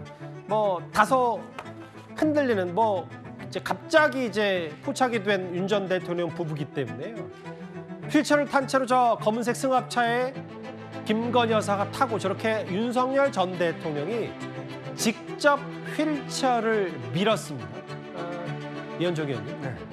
11일 만인데 뭐 이제 저 휠체어를 타고 마스크도 썼고 건강이 좋지 않아 보인다라는 게 뭐 대체적인 시각이긴 해요. 그렇죠. 그러니까 보통 휠체어를 탄다는 거는 이제 어떤 이 뭐 걸을 수 없는 그런 상황, 기력이 많이 소진됐을 때 보통 이제 휠체어를 타고 하는데, 그러니까 장기간 뭐 10일 정도면 꽤 이제 오래된 입원인데 입원이 됐음에도 불구하고 이제 휠체어를 타고 퇴원했다는 것은 아직까지 여러 가지 좀 이 증상이 그렇게 완벽하게 낫지 않았다는 걸 아마 상징적으로 보여주고 있는 것 같습니다. 애초 입원할 때도 그렇게 오래 입원할 것 같지는 않다라는 그런 전망이 있었는데 아마 이제 응급적인 조치를 취하고 이제 자택으로 간 것 같습니다. 아마 이거는 앞으로 있을 이제 여러 가지 지금 특검에 대비도 해야 되는 그런 상황이고, 또 이것이 너무 장기화될 경우에 자칫 이제 오해를 받을 수 있는 게 있지 않겠습니까? 특검 수사를 피하기 위해서 뭐 입원했다 이런 오해를 피할 수 있으니까 아마 그런 차원에서 이제 입원을 했지만 또 여전히 건강 상태는 아직까지 좀 미지수인 것 같습니다. 뭐 다시 또 입원할 수도 있을 것 같고 또 이 상황 자체가 그렇게 좋지 않으니까요. 제가 듣기로는 아마 최근에 특검 수사와 관련해서 그동안 변호사 한 명이 일단 모든 책임을 져왔는데 변호사 두세 명 더 아마 임명했는 걸로 알고 있습니다. 아마 그런 걸 비춰보면 사건이 꽤 많습니다. 김건희 특검 하나만 해도 그렇고 꽤 많기 때문에 아마 여기에 대비해 철저히 하는 그런 의지가 아닌가 싶습니다. 오늘 오후에 포착된, 그러니까 윤석열 전 대통령이 직접 휠체어를 밀고 안경에 마스크를 쓰고 11일 만에 퇴원한, 휠체어를 타고 퇴원한 김건희 여사인데요. 그 박성미 서관님 쭉 보니까 오늘 저 퇴원 모습이, 휠체어 탄 김건희 여사 모습이 포착된 이후에 여당 의원들이 이거 다 뭐 또 특검 수사 받기 싫어서 휠체어 타고 건강 악화 호소하는 거 아니냐, 비판적인 시각들이 많이 담긴 SNS를 많이 올렸더라고요. 그러니까 아무래도 사실 입원을 했을 때부터 좀 그런 비판적인 시각은 존재했던 것 같습니다. 왜냐하면 시점 자체가 좀 공교로웠기 때문인데요. 그러니까 이제 특검 출범이 예상됐던 시점이었고, 그 외에도 이제 김건희 여사에 대한 소환 조사의 필요성이 대두되던 시점에 이제 갑자기 입원을 했다라는 소식이 전해지니 어떤 소환 조사를 의도적으로 피하기 위한 나름의 전략인 것 아니냐, 이런 비판이 쏟아질 수밖에 없었던 상황이었죠. 근데 결과적으로는 뭐 어쨌든 본인이 이제 퇴원을 했고 조사에도 성실하게 응하겠다라는 입장을 밝히고는 있습니다만, 저는 이게 뭐 개인적으로는 윤 전 대통령 같은 경우에도 처음에는 이제 경찰에서 계속 불렀지만 그 소환 조사에 응하지 않았고, 그러다가 이제 특검이 출범하고 체포영장이 청구됐고, 그러고 나서 이제 본인이 특검의 소환에 응하겠다라는 입장을 밝히면서 여러 가지 촌극이 벌어졌었거든요. 그런 촌극을 되풀이하지 않길 바라는 마음이 개인적으로 있습니다. 글쎄요, 검사 출신 이성윤 의원은 뭐 연출일까 진짜일까라는 뭐 비판 수위를 높였고, 재벌 회장 법적 출석처럼 낯익은 장면이라고 하는데 뭐 모르겠어요. 이게 정치권 공방으로 가는 것보다는 일단 있는 그대로 보면 됩니다. 휠체어 타고 나왔고 아크로비스타로 갔고 회복이 안 된 상태로 퇴원을 했다. 자택 치료를 하면서 호전을 지켜봐야 된다. 그리고 김건희 여사 측 얘기는 정당한 소환 요청에는 성실히 응할 거다라는 뭐 단서를 좀 달긴 했습니다. 그러면 이른바 김건희 여사, 김건희 특검에 대한 특별검사의 목소리도 한번 듣고 오겠습니다. 김건희 여사 퇴원 맞춰서 소환 일정 조율하시나요? 저희들이 출석 요구한다고 없습니다. 비공개 소환 요청하면 받아들일지 논의를 좀 하셨을까요? 그런 거 논의한 적 없습니다. 비공개 소환 요청하고 해서 어떻게 논의해서 결정하겠습니다. 김 여사 곧 이제 퇴원할 수 있다는데 소환 조사 계획 좀 있으세요? 법과 원칙에 따라서 진행될 겁니다. 혹시 비공개 소환 요청을 하면 받아들일지 논의를 좀 하셨을까요? 원칙대로 진행하도록 하겠습니다. 마지막 특검보 얘기는 원칙대로 진행한다는 얘기는 최근에 뭐 윤 전 대통령 특검 소환을 두고 포토라인은 없어야 된다, 뭐 공개 소환해야 된다라는 얘기. 그러니까 저 얘기는 모르겠어요. 뭐 변호인도 지금 추가로 선임했고 소환에 응할 거라는 얘기를 했지만, 지금 돌아오는 특검 분위기는 비공개 소환으로 하지 않고 공개 소환을 할 것 같거든요. 아마 이제 지하 주차장으로 출석하겠다라는 요구에 대해서는 이게 타당한지에 대해서 아마 특검이 고민할 것으로 보입니다. 사실 반드시 지하 주차장으로만 가야만 소환 조사에 응하겠다라는 것은 사실 일반 국민으로서는 하기 힘든 요청이거든요. 그렇기 때문에 특검으로서는 법과 원칙에 따라서 피의자에 대해 소환 조사도 할 것으로 보이고요. 그리고 그것이 뭐 윤석열 전 대통령이 되었던 뭐 김건희 여사가 되었던 누구든지 간에 혐의가 있다라고 한다면 당연히 조사를 통해서 혐의를 밝혀낼 것이고 그 조사 과정에 따라서는 당연히 신병 확보 조치에도 들어갈 것이라고 생각이 듭니다. 뭐 김건희 여사에 대해서도 당연히 뭐 조사가 이루어진 후에는 뭐 신병 확보를 위해서 뭐 구속의 필요성이 있다라고 한다면 영장 청구도 당연히 특검으로서는 청구를 하고 진행을 할 것으로 보이는데요. 아마 김건희 여사로서는 지금 특검에서 받아야 되는 혐의 자체가 16가지 혐의입니다. 당연히 지금 변호인들도 보강을 하고 아마 퇴원하자마자 변호인들과의 뭐 회의를 한다든지 아니면 또 변호인들 보강 작업이라든지 이런 부분이 이루어질 가능성도 있겠다라는 생각이 드는데요. 그만큼 특검의 수사는 뭐 윤석열 전 대통령이나 김건희 여사에 대한 부분 모두 다 신속하게 지금 수사망이 조여오고 있는 상황이기 때문에요. 관련된 또 방어권 행사 이런 부분도 또 같이 이루어지지 않을까라는 생각도 듭니다. 점점 윤 전 대통령 부부를 향한 특검 수사가 점점 이제 좁혀오고 있죠. 오늘은 11일 만에 뭐 극심한 우울증을 호소하다가 이제 입원했던 김건희 여사가 퇴원을 했고 내일은 바로 윤 전 대통령의 특검 출석이 예정돼 있습니다. 저희가 준비한 4위였고요. 조금씩 상위권 이슈로 가고 있는데요. 이제 3위로 가볼 차례입니다.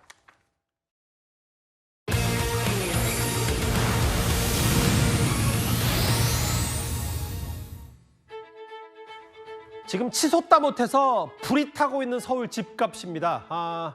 이게 마치 4, 5년 전 문재인 정부 때처럼 될 것 같은 조짐, 부동산 시장 분위기도 과열 양상이 분명하니까 일단 오늘 정부가 초강경 대책을 발표했습니다. 서로 비싸게 사고 팔겠다는 걸 굳이 압박해가지고 힘들여 낮출 필요 있습니까? 세금으로 수요를 억압해서 가격 관리를 하는 게 아니라 공급을 늘려서 적정한 가격을 유지하도록 하겠습니다. 대출 규제 완화, 무차별한 정책금융 지원과 같은 집값 부양 정책으로 일관했습니다. 이제 조속한 정상화가 필요합니다. 오늘 핵심 정책은 이런 것 같아요. 주택담보대출의 최대한도를 6억으로 제한하고 실제로 살기 위한 안과 아니면 대출을 제한하겠다. 이 두 가지, 특히 6억 원의 대출을 조이는 게 오늘 장윤주 변호사 핵심 같아요. 그렇습니다. 지금 사실상 초강력 대책이 나온 것이 아니냐라는 시장의 반응들이 있거든요. 결국에는 대출을 제한하겠다라는 부분인데 이 부분이 앞서 나왔던 정부들의 대책보다도 훨씬 더 강경한 대책이기 때문에 시장에서는 지금 이 부분을 좀 관망하는 분위기도 있지만 또 긴장하는 그런 분위기도 보이는 것 같습니다.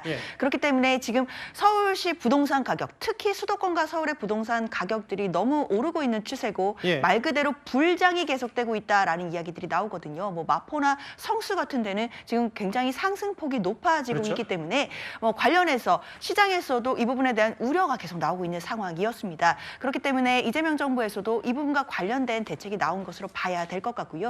특히 수도권 주담대 한도가 6억 원으로 일괄적으로 제한됐다라는 부분은 굉장히 강력한 규제다라는 생각이 들고 또 강력한 시그널이 되기 때문에 이런 부분들이 부동산 시장에 어떤 영향을 미쳐서 안정화가 될지 이런 부분이 관심이 모아지고 있습니다. 그러니까 이제 6억으로 묶어두고 아무리 주택담보대출을 많이 은행에서 끌어오더라도 6억을 넘을 수는 없다. 그 집값이 얼마나 비싼지는 나중 문제고 실거주 목적의 대출은 제한한다고 하는데 이게 부동산을 이제 규제를 하기 위한 부동산을 좀 안정시키는 대책이 세금을 많이 매기거나 혹은 공급을 늘리거나 대출 옥죄는 세 가지가 있는데 일단 딱 하나만 선택했어요. 대출을 옥죄는 거. 근데 이제 그 이현정 의원님. 이게 사실 이재명 정부 출범 이후에 정부가 내놓은 첫 번째 대책이기 때문에 여러 언론에서도 여기 이재명표 혹은 이재명 정부의 첫 부동산 대책이라고 하는데 조금 전에 대통령실이 뭐 기자들과 문답 중에는 이건 뭐 대통령실 정책이 아니라 그냥 금융이나 뭐 정부 정책이다라고 얘기를 하는데 이걸 어떻게 받아들일까요? 그러니까 지금 강유정 대변인이 지금 밝힌 바에 따르면 이거는 우리와 어떤 논의된 적이 없다 이렇게 이야기를 했어요. 그리고 이건 대통령실과 관계가 없다라고 이야기를 하고 있는데 오늘 정책은 정말 초강력 대책입니다. 이거는 지금 금융위원회가 주도해서 했다는 것인데 물론 금융위원회는 아직 전임 정부에서 임명된 김명환 위원장이 맡고 있어요. 예. 자 그렇다 하더라도 아무리 그렇지만 대통령실 대변인이 이거 우리하고 상의된 우리 정책이 아니다로 이야기를 하면 이건 어느 정부의 정책이죠? 그러니까 윤석열 정부의 정책인가요? 이게 지금 이재명 정부의 지금 첫 주택 대책 아니겠습니까? 그렇다면 대통령실이 어떤 식이든지 지금 책임을 지고 왜냐하면 정책실장도 있지 않습니까 지금? 예. 그렇다면 이 부분에 대해서 정책실하고 상의를 안 했다는 것은 말이 안 되는 이야기잖아요. 분명히 이런 중요한 특히 이게 내 집 마련을 위해서 지금 많은 어떤 이 청년이나 이런 분들이 지금 하고 있는 상황에서 예. 이거는 뭐 사실은 거의 지금 어렵게 만드는 정책이거든요. 그러니까 그런 정책을 만들면서 지금 대통령실하고는 상의가 없었다? 그럼 동의한다는 이야기인가요? 반대한다는 이야기인지 모르겠습니다. 예. 그러니까 마치 좀 책임을 회피하려고 하는 것이 아닌가라는 저는 느낌이 들어요. 왜냐하면 이 정책이라는 게 윤석열 정부 이어서 이제 지금 이재명 정부 들어오면서 집값이 급등하니까 예. 지금 총량 대책을 했고 이거는 또 피해를 보는 사람이 많잖아요. 예. 자 그러다 보니 이제 이 대통령실에서는 이거 우리하고 상관없어요. 근데 우리가 금융위원회에서 자기들이 했어요라고 이야기를 하는데 글쎄요 이게 과연 국민들이 신뢰를 할까요? 그러니까 좀 더 대통령실이 정책에 대한 좀 책임감을 갖고 하는 것이 필요하지 않을까 싶습니다. 모르겠어요. 강주영 대변인은 어떤 취지로 얘기를 해서 대통령실 대책이 아니라고 잘라 말했는지 저도 현장에 없었기 때문에 좀 더 방송 끝나고도 좀 스터디를 해보긴 해야 되는데 최근에 이제 이른바 마영성 중에 마포구와 성동구의 여기 이른바 구평이라고 하는 84제곱미터가 21억, 여기는 뭐 27억 가까이 됐고 강동구의 아파트도 59제곱미터 기준으로 15억. 일단 신고가라는 게 가장 그 해당 지역의 평형수 제곱미터 순으로 가장 높은 건데요. 근데 이제 이 정도 됐으면 취임 후에 했는데 아까 박성민 소장님 그러면 다시 되짚어 보면 금융위가 이 주택담보대출 6억으로 묶어두는 6억까지만 대출해주겠다는 이 초강력 대책을 대통령실에 보고도 안 하고 내놨다는 얘기입니까? 이거 어떻게 받아들여야 돼요? 근데 이제 대변인실 명의로 공지가 나왔는데요. 이제 브리핑하고 나서 이제 그때 금융위의 가계부채 대책 관련해가지고 예. 대통령실은 이 부처의 현안에 대해서 긴밀하게 소통을 하고 있다라고 이제 대변인실 명의의 공지가 나왔습니다. 그렇기 때문에 어떤 아예 소통이 없이 정책이 나가는 것은 사실 불가능하죠. 다만 이제 어떤 이 정부가 정책을 내놓음에 있어서 대통령실에서 처음으로 먼저 제안한 아이디어였는지 혹은 정부 부처에서 어떤 시장의 흐름이 심상치 않으니 예. 이에 따라 적절한 조치가 필요하다라고 생각해서 주도권을 갖고 내놓은 아이디어인지 여기서 해석하는 데 조금 차이가 있지 않았나라는 생각은 듭니다. 예. 어떤 대통령실과의 사실은 소통과 협의 없이 대책이 나가기는 어려운 게 사실이죠. 그러니까 그렇기 질문을 때문에 드렸는데. 예. 네네 그렇기 때문에 이 예. 대통령실 대변인실 명의의 어떤 공지가 나왔기 때문에 이 부분을 참조해 주시면 좋을 것 같고요. 예. 어떤 소통과 협의가 없이 대책이 나왔다 이렇게 보기는 어렵다. 저는 이렇게 말씀드리겠습니다. 그러게요. 왜 제가 재차 박성민 소장님께도 질문을 드렸냐면 이게 6억이라는 게 얼마나 중요하냐면 만약에 근데 이 집은 진짜 비싸긴 하네요. 강남에 아파트 30억짜리를 살려면 주담대가 주택담보대출을 많게 14억 받으면 하루 이자만 갚아도 600~700만 원 되지만 어쨌든 본인이 갚을 능력만 있다면 본인 돈 16억과 대출 받아서 살 수가 있는데 당장 내일부터는 30억 아파트는 24억이 없으면 못 사요. 6억을 이상은 받지 못하기 때문에 이런 부분들 일단 현실적이지 좀 않다고 하더라도 이해를 돕기 위해서 한번 이 숫자를 따져봤습니다. 그런데 왜 이렇게 일단은 그게 대통령실이 주어든 금융이든 일단 시작부터 초강경 대책을 내놓을 수밖에 없었냐? 아마 문재인 정부 때를 떠올리시는 분들이 많기 때문일 겁니다. 어느 정도 올랐다고 보시나요? 감정원 통계로 11% 정도 올랐다고 알고 있습니다. 몇 퍼센트요? 11%라고 알고 있습니다. 11%요? 네네. 아파트가 빵이라면 제가 밤을 새워서라도 만들겠습니다.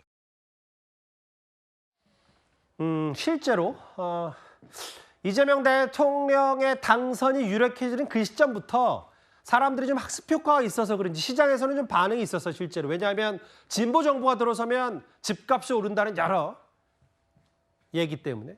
실제로 노무현 정부 때, 박근혜 정부 때도 안 오른 건 아니지만 특히 노무현 정부, 문재인 정부 때 올랐고 윤석열 정부는 뭐 이걸 뭐 비교하자면 문재인 정부가 워낙 올랐기 때문에 윤 정부 좀 떨어진 부분도 있는데 그 김경 대변인, 진성준 의원 얘기는 최근의 집값은 오세훈 시장의 토어제 실패 혹은 윤석열 정부의 공급 실패 이걸 얘기를 여당에서 했었거든요.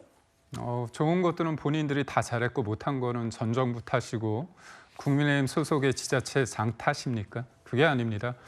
지금 이재명 정부의 가장 대표적인 정부 부양책이 뭡니까? 돈을 푼다는 거 아닙니까? 재정을 마중물로 역할을 해서 민생을 회복시킨다는 겁니다. 좋은 취지지만 사실상 시중이 돈이 많이 풀리면 어떻습니까? 물건 가치는 상대적으로 더 오르는 거 아닙니까? 돈 가치는 떨어지고 물가는 오르게 되는 게 당연한 겁니다. 그리고 무엇보다도 정책은 가장 중요한 게 신뢰입니다. 진보 정권이 부동산 잡겠다 했지만 잡았습니까? 어떻게 보면 수요와 공급이라는 시장 어떤 원리를 무시한 채 세금을 통해서 강제적으로 수요를 부러뜨리는 반시장 정책을 계속 강조했습니다. 그리고 적용했습니다. 그러다 보니까 이번에 이재명 대통령 정부 들어서도 분명히 이 들썩이는 물가에 있어서 주식도 오르지만 부동산이 오른다는 어떤 사람들의 어떤 심리가 작용하는 것 같고요. 무엇보다도 이재명 대통령이 후보 시절에 신도시 4기 관련해서 얘기를 했습니다. 신도시 3기도 지금 제대로 되지 않은 부분이 있는데 외곽에 많이 신도시를 짓는 게 중요한 게 아니라 사람들이 원하는 곳에 집을 짓는 게 중요합니다. 그것은 재건축과 재개발이 될 수밖에 없는데요. 근원을 따져본다면 박원순 서울시장 때 충분히 재건축과 재개발이 이루어져야 돼서 서울 쪽에 공급이 이루어져야 되는데 그런 부분이 못해준 부분이 쌓인 부분도 없지 않아 있습니다. 뭐 이제 사실 책임 소재를 거슬러 올라가자면 뭐 쭉 뭐 조선시대부터 올라갈 수도 있어서 이제 무슨 말씀인지는 알겠고요. 어쨌든 정부가 내놓은 이 주담대 대출은 딱 6억까지만, 뭐 6억이라는 게 엄청나게 많은 돈이긴 합니다만 6억이라는 이 규제, 이게 집값을 일단 서울 지역 잡을 수 있을지 한번 잘 지켜봐야 될 것 같습니다. 3위까지 만나봤습니다. 다음 주에는 또 다른 사기권 주제인 2위로 가보겠습니다.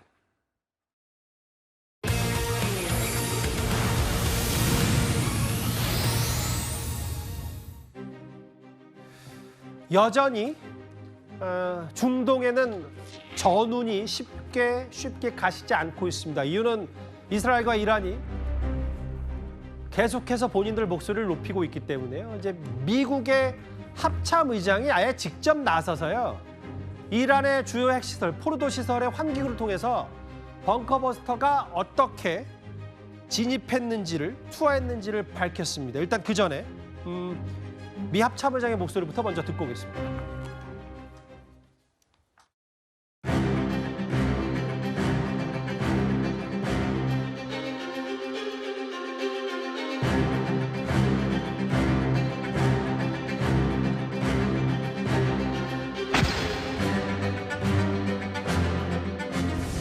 Do you have certainty that all the highly enriched uranium was inside the Fordo mountain? Of course, we're watching every single aspect, but you've been about the worst, the one who misrepresents the most intentionally what the president says.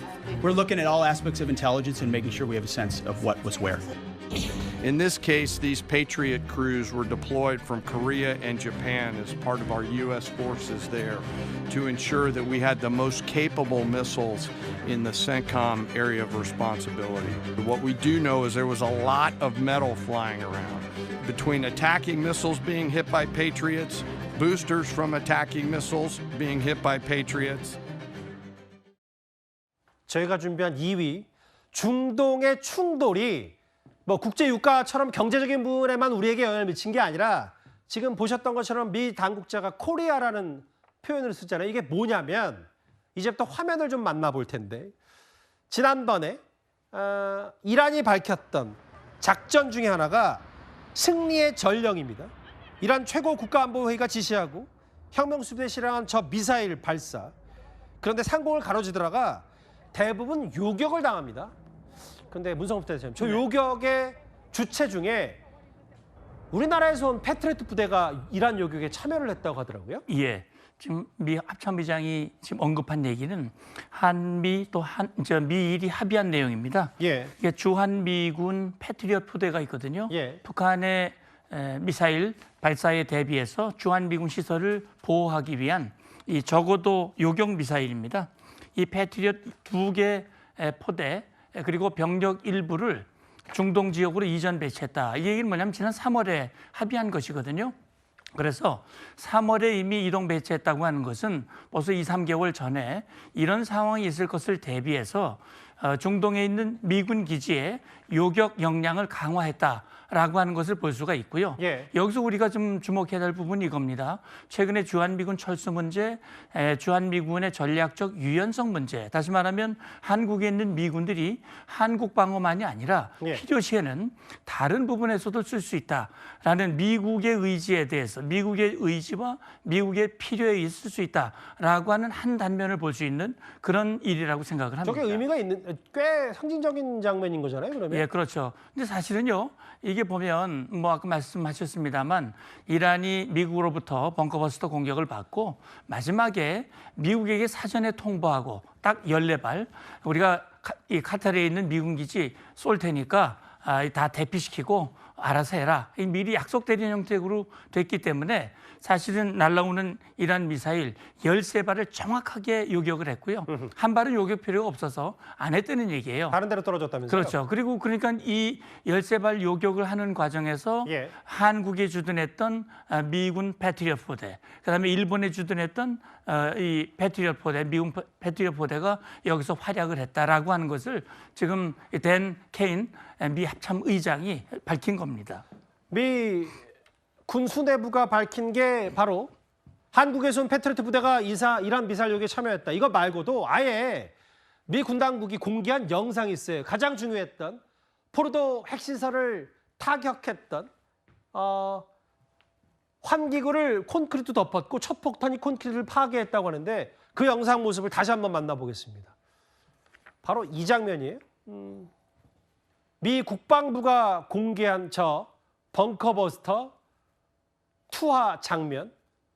오, 저렇게 터널을 이건 아마 적외선 카메라로 뭐 찍었던 것 같기도 하고 성능 테스트 모습도 공개했는데 근데 이런 부분이 있더라고요. 지금 저게 실제로 미 현지 언론에서도 저게 이번에 포르도 핵시설을 공격한 영상과 성능 테스트 모습 이걸 섞어놨기 때문에 정확히 어떤 부분이 어떤지를 모르겠다라는 미 현지 언론의 얘기도 있는 것 같아요. 네, 실제 이 영상은 포르도 현장을 폭격하는 그 영상은 아닌 걸로 알고 있습니다. 예. 그러니까 미군이 이 GB57을 개발하고 사실 그동안 한 번도 안 썼거든요. 예. 이번에 처음으로 썼는데 이 성능 테스트하는 모습을 지금 공개하면서 이 GB57이 지금 합참의장이 언급한 대로 예. 포르도 시설에 6개의 구멍을 뚫었고 그게 이제 환기구인데 환기구가 다 콘크리트로 견고하게 만들어졌기 때문에 예. 첫 발은 이 콘크리트를 뚫는 역할을 했고 예. 나머지 2발이 깊숙이 들어가서 그 안에 깊숙이 들어있는 핵 시설, 장비, 다시 말해 하드웨어를 불능화시켰다라고 하는 걸 얘기하는 것인데 예. 지금 이 영상과 설명과 그대로 일치하는 것은 아니기 때문에 예. 거기에 대한 의문점이 제기되고 있는데 어쨌든 지금 포르도라든지 이스파한이라든지 나탄즈라든지 이 이란의 주요 농축 핵시설 이런 것들이 상당히 불능화 또는 파괴됐다는 것은 미국 주장, 그다음에 이스라엘의 주장, 그다음에 이란에서도 일부 인정하고 있다고 하는 점으로 봤을 때는 예. 상당히 핵시계가 뒤로 돌려진 것은 맞는 것 같습니다. 저 포르도 지역을 공격했던 영상이 아니라 실제로 그만큼 우리가 GBU-57 벙커버스터의 위력이 이 정도다라는 걸 좀 본인들이 핵시설 타격 이후 성공 이후에 테스트 모습까지 공개한 미 군 당국입니다. 일단 핵시설의 파괴가 적지 않다. 타격을 많이 입었다. 이게 대책의 시각이거든요. 그런데 지금 일단은 은신 중인 이란의 최고 지도자 하메네이가 TV에 직접 연설을 했습니다. 직접 들어보겠습니다. به مراکز هسته‌ای ما حمله کردند اما نتوانستند کار مهمی انجام بدن. رئیس جمهور آمریکا در شرح اون چی که واقع شده بود بزرگ نمایی غیر متعارفی کرد. معلوم شد که به این بزرگ نمایی احتیاج داره. جمهوری اسلامی سیلی سختی به گونه آمریکا نواخت. به یکی از پایگاه‌های مهم آمریکا در منطقه، پایگاه العدید، حمله کرد و خساراتی وارد کرد. چنین اتفاقی هم هرگز نخواهد افتاد. هرگز نخواهد افتاد. 사전 녹화된 이런 국영 방송을 통해서 저렇게 본인의 연설이 나갔는데 어디인지는 잘 몰라요. 뭐 갈색 커튼 배경으로 했고 뭐 뒤에 이란 국기도 있고요. 그 문성무 센터장님. 네. 이번에 리더십에 많은 상처를 입었다는 게 많은 대체적인 평가지만 본인은 이스라엘과 미국이 승리했고 우리가 미국의 뺨을 3개 때렸다라고 했는데 아무리 주장이라고 하지만 좀 글쎄요. 이건 뭐 내부 결속용인 겁니까? 일단 그렇게 봐야 될 것 같습니다. 왜냐하면 지금 사실은요. 뭐 휴전을 미국이 강요해서 받아들였습니다만 휴전하지 않을 수 없는 그런 상황이었고요. 아까 약속되려는 말씀을 드렸습니다만 결국 미국에 사전에 통보하고 이 작전의 이름을 승리의 전령이라고 얘기를 했는데 사실 승리했다기보다는 하메네이가 미국에 사정을 해서 우리가 이런 정도로 할 테니 좀 양해를 해달라. 그렇죠. 모양새는 이란 국민들에게 우리가 진 게 아니고 이긴 것이다. 라는 주장을 하는데 저는 여기서 생각나는 게 뭐냐면 북한의 김일성이 6.25 전쟁 기습 남침을 하고 결국 패퇴했거든요. 예. 근데 지금 그걸 승리했다고 주장을 해요. 결국 김일성이가 자기가 실수해서 일으킨 전쟁을 승리한 것으로 둔갑함으로써 자기의 권력을 유지하려고 했던 그 모습이 하메네이에서도 나타나고 있다. 예. 저는 그런 생각을 합니다. 근데 이런 게 있을 거예요. 저 이현정 의원님. 네. 그 겉으로는 이렇게 뭐 우리가 미국의 뺨을 때렸다라고 최고 지도자가 얘기를 하고 있긴 한데 내부에서 보니까 이거 누가 이스라엘 정보 당국에 이런 고급 정보 다 넘겼냐, 모사드와 누가 모의 작당했냐라고 하면서 실제로 숙청까지 시작됐다는 얘기도 있고요. 그렇죠. 그러니까 이번에 보면 정보전의 승리라고 할 수 있지 않겠습니까? 정보전은 사실은 이제 간첩이 많았다는 의미겠죠. 이 작전은 모사드가 꽤 오랫동안 준비를 한 것 같습니다. 수년 동안 준비를 했고 철저하게 정보 수집을 많이 했고 그 과정에서 이란인들을 많이 포섭을 했던 것 같아요. 그러면서 정확하게 어떤 사람이 어느 방에서 어느 침대에서 잔다라는 정보까지도 그러게요. 전부 다 입수를 한 적이 있습니다. 자, 이런 걸 보면 이스라엘이 이번 공격을 그냥 어떤 돌발적으로 어떤 공격을 한 게 아니라 이미 오래전부터 이란의 핵시설을 무력화시키기 위해서 꽤 많은 정보 능력을 확보했는데 이번에 아마 이제 이거를 이란 당국이 적발을 하고 내부적으로 지금 단속을 벌이고 있는 모양입니다. 즉 이란에 협력했던 사람, 이스라엘에 협력했던 사람들, 예. 그러니까 이 스파이들을 지금 처형하고 또 적발하고 있는데 사실 이게 얼마나 또 이 효과가 있을지는 미지수인 것 같습니다. 알겠습니다. 흔들리는 이란 내부 얘기와 우리 패트리어트 미사일이 이란 요격에 참여했다는 새로운 얘기까지 짚어봤습니다. 지금까지 들은 여러분들의 목소리를 만나볼 차례죠. 첫 번째 댓글입니다. 축하는 받아야 되지만 베이조스의 결혼식 민폐는 끼치지 말아야 된다고 하셨어요. 예. 중학생이라고 봐주지 마세요. 혼날 건 확실히 혼나야 됩니다. 아까 조직적으로 편의점을 턴 중학생들 말씀하신 것 같아요. 예. 더운 여름에 남양 특집인가 아마 뭐 최민희 위원장과 이진수 방통위원장 싸움이 살벌하다라는 표현까지 쓰셨고요. 우울증이 휠체어를 타나요라고 하셨어요. 김건희 여사 말씀하신 것 같아요. 마지막 보겠습니다. 돈 없는 사람들이 대출하지 돈 많은 사람은 6억 없이도 집 산다. 예. 그 참 6억 대출의 그 금액을 두고 뭐 남의 나라 얘기했다는 얘기도 좀 많이 하는데 일단 알겠습니다. 이재명 정부의 초반 대책, 부동산 대책 얘기까지 해봤습니다. 그러면 1위만 딱 남았습니다. 6월 27일 금요일입니다. 뉴스탑10이 뽑은 1위, 4위, 3위, 2위. 2위는 이란 얘기였다는 얘기. 1위는 바로 이겁니다.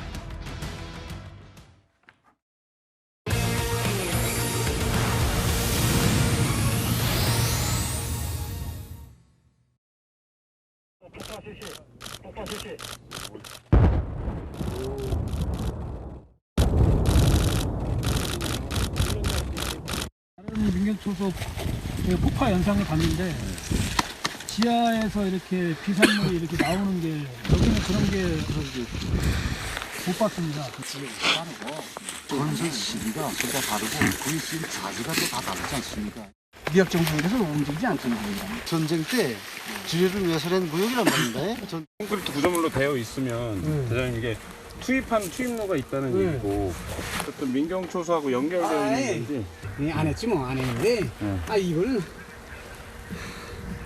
이거는 연결된 건 아니고 그죠. 바로 저게 2018년입니다. 9.19 남북 군사 합의로 아예 최전방 지피를 쓰지 못하게 했던 남북의 이제 합의, 저 영상, 7년 전 영상을 만나보고 왔는데 새로운 얘기는 이거예요. 다음 화면을 보겠습니다.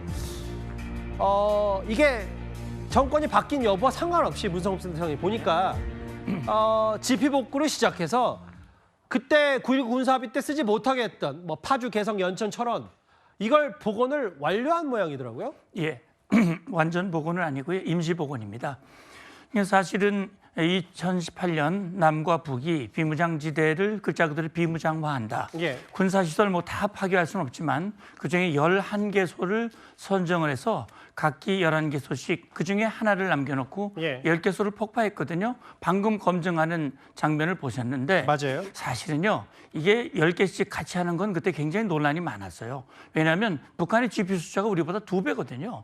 그렇다면 비례 원칙에 따라서 이 2대 1로 이렇게 해야 되는데 똑같은 숫자를 했다고 하는 것에 문제가 있었고 지금 나중에 또 문제가 된 건 뭐냐면 저 검증이 너무 좀 형식적으로 이루어진 거 아니냐. 왜냐하면 북한이 이 정찰 위성을 발사하고 우리가 9.19 군사합의 일부를 효력 정지를 시키자 북한이 그 파괴했던 그 초소를 그대로 복원하고 다시 병력을 투입을 했거든요. 우리는 제대로 파괴했는데 저기는 파괴 한 척만 한 거다. 한 척만 했기 때문에 바로 복원이 됐고 우리는 복원이 안 돼가지고 결국 임시 복원이라는 건 뭐냐면 방벽을 쌓고요. 일단 적으로부터 이 피탄을 막기 위해서 방벽을 쌓고 거기에 임시 숙소를 컨테이너 숙소를 이제 건설한 거거든요.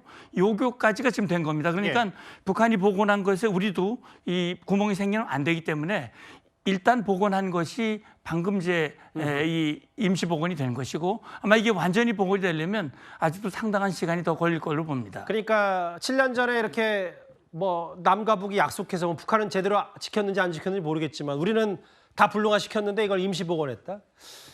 오늘 아마 60여 년 만에 민간인 출신 첫 국방장관 후보자죠. 안규백 후보자가 오늘 출근길에 9.19 군사합의 얘기를 꺼냈습니다. 북한은 우리의 적이면서 동포입니다. 그래서 저는 항상 그런 두 가지 시선으로 어떤 멀티트랙, 다양한 정교한 그런 방법으로 북한을 바라볼 수밖에 없다. 9.19 군사 합의도 다시 원점에서 재검토를 해야 된다고 그렇게 생각을 갖고 있습니다. 지금 바로 복원하는 것보다는 상황과 또 여러 가지 여건 이런 것들을 조합해 보면서 어떤 것이 남북이 평화롭게 살 수 있는 방법인가 이 문제를 최적화시키겠다. 안규백 국방장관 후보자의 얘기예요. 북한은 적이자 동포다.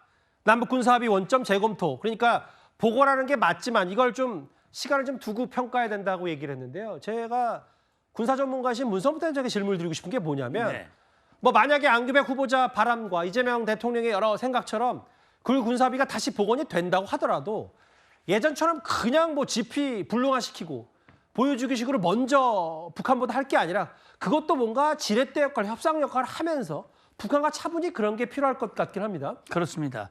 이제 이게 GP를 불능화 또는 파괴했다고 하는 것은 우리가 군사용어로 군비 통제 또는 군축이라고 얘기하거든요.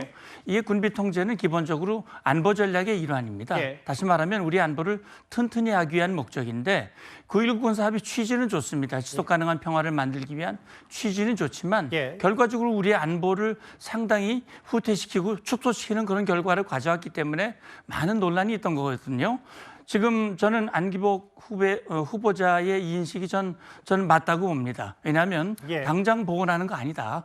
여러 가지 상황을 봐가면서 원점에 재검토한다는 거는 9.19 군사합의의 복원보다는 새로운 합의를 통해서 서로가 잘 지키는 그런 합의, 서로에게 필요한 그런 합의를 만들 수 있도록 대화의 장을 만드는데 여건을 만드는데 중점을 두겠다라는 언급은 저는 뭐 맞다고 저는 생각을 합니다. 근데 이제 다만 저 부분에서 끌려다니진 말아야 뭐 이번에 대북 확성기, 대남 확성기도 뭐 그런 취지라면 그 부분에서는 분명히 우리도 그런 협상의 분명 능력을 갖춰야 될 것 같아요. 맞습니다. 그러니까 대화는 반드시 필요합니다. 그러나 대화를 해서 어떤 합의를 하더라도 지켜지지 않는 합의, 뭐 그냥 이 빈수레와 같은 그런 알겠습니다. 대화는 사실 오히려 잘못된 결과를 가져올 수 있기 때문에 말씀하신 그런 확실한 원칙과 그런 입장 위에서 해야 된다고 봅니다. 1위까지 만나봤습니다. 금요일 뉴스탑10은 여기까지고요. 곧바로 이어지는 뉴스데이 예고하겠습니다. 주택담보대출의 한도를 6억 원으로 정한 극약 처방이 나왔습니다. 내일부터 시행이기 때문에 오늘 현장에 큰 혼란이 벌어졌는데요. 저희가 이 소식 집중 분석해드립니다. 그리고 검사 전원을 공소청으로 보내서 수사는 손을 떼고 기소만 담당하도록 하는 방안도 검토되고 있습니다. 이 소식도 곧바로 이어지는 뉴스에서 단독 보도할 테니까요. 여러분들의 많은 시청 바랍니다. 오늘 뉴스탑10 준비한 소식 여기까지입니다. 여러분 고맙습니다.